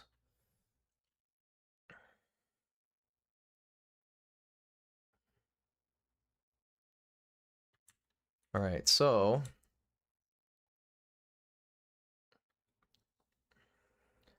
now Charlie goes to +2 here because I think he has like a really good special. I've never been able to do. It's like 90 seconds. if you do everything perfectly. I've never been able to do +2 strats on any run. I've never had a good enough Mewtwo to do that, but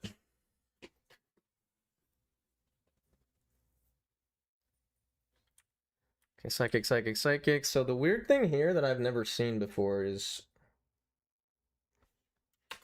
189. Okay, 189 speed is slower than Aerodactyl. So okay, so I was guaranteed to get outsped here. I've never been this slow, I don't think. Maybe one time in a practice run ever have I ever gotten outsped by this thing. It doesn't really matter. It just means, I mean, well, it does. We lose a turn, and I have to heal for the last fight, which that's why.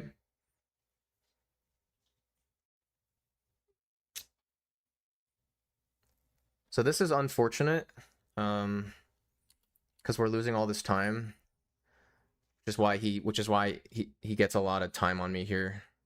And then I also lose another turn to the Gyarados, but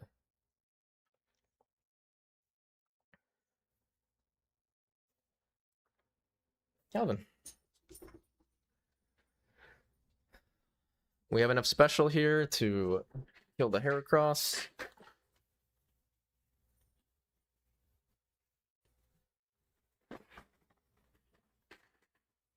So obviously the big worry here is Reflect.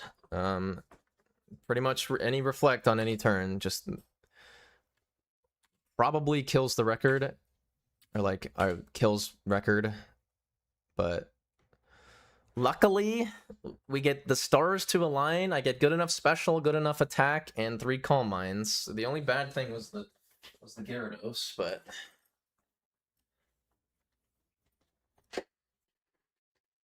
dude, I wonder how much time I would have saved if I crit the Gyarados. Crit Gyarados plus outspeed Aerodactyl plus not have to heal for Champ 2. That probably could have been, no, that would have been 325, I think. Dude, your breath smells bad, dude. So this is nice because we no, I got a shitload of useless crits this run. Okay, so I was told this is a speed tie. I guess it is, huh? 178 speed tie. So I think I had exactly 178. So this is a minus speed nature Mewtwo. So normally you're not slower after Dragon Dance, and unfortunately he's very likely to use Dragon Dance here. Yeah, dude. Yeah, pretty much. So I knew in the moment here that I was like, I'm probably getting outsped. I died a crit here, right? That would have been, oh my god. Could I have finished there? I would have just earthquaked the Arcanine twice probably, but I only had single revive, so at this point it's over pretty much. There are roles where E-Speed can kill you, and it is something that like round 2 runners need to be like. This fight, you need to practice this fight a lot too, because sometimes you get lost in the sauce and then forget this thing has E-Speed. It's happened to me before, so, but I knew 85 was fine. So the Shockwave one-hit Gyarados, yeah, but Shockwave strats are they're pretty bad.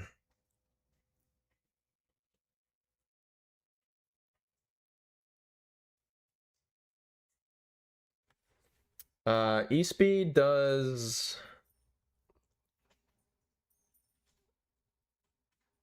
What is E-Speed? Damage rolls. It does 71 max.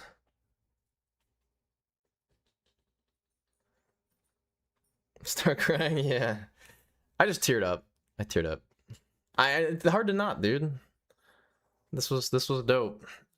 And unexpected, you know? It's solid, though.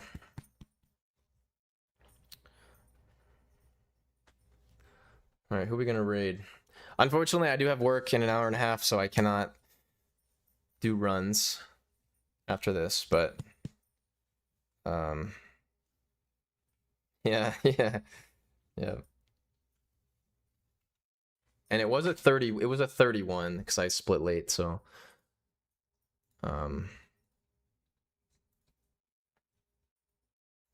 so yeah. I am staying on round 2 for excuse me.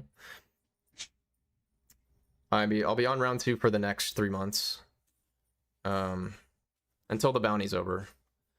Unless if I get the bounty time in like a month, I'll probably play for like a couple weeks, and then depending on like burnout levels, I may, and like what everyone else is doing. I mean, I know Gunner's super motivated to get the bounty, so although if it's like low 325, I mean, somebody beating that in 2 months that's still pretty tough.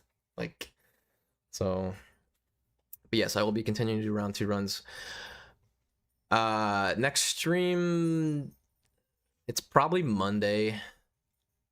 I did skip the gym today to do this, so I will probably do the gym the next 2 days, and then it'll probably be like 2 full streams on next week. So I might change my mind and do like a small stream instead of the gym tomorrow, but we'll see. But yeah, thank you all for watching. Thank you all for the support. This was dope, and I'm excited to continue to improve my own record. Can't believe I'm saying that.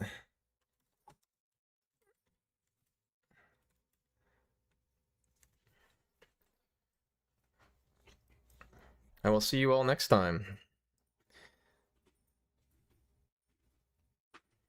GG's.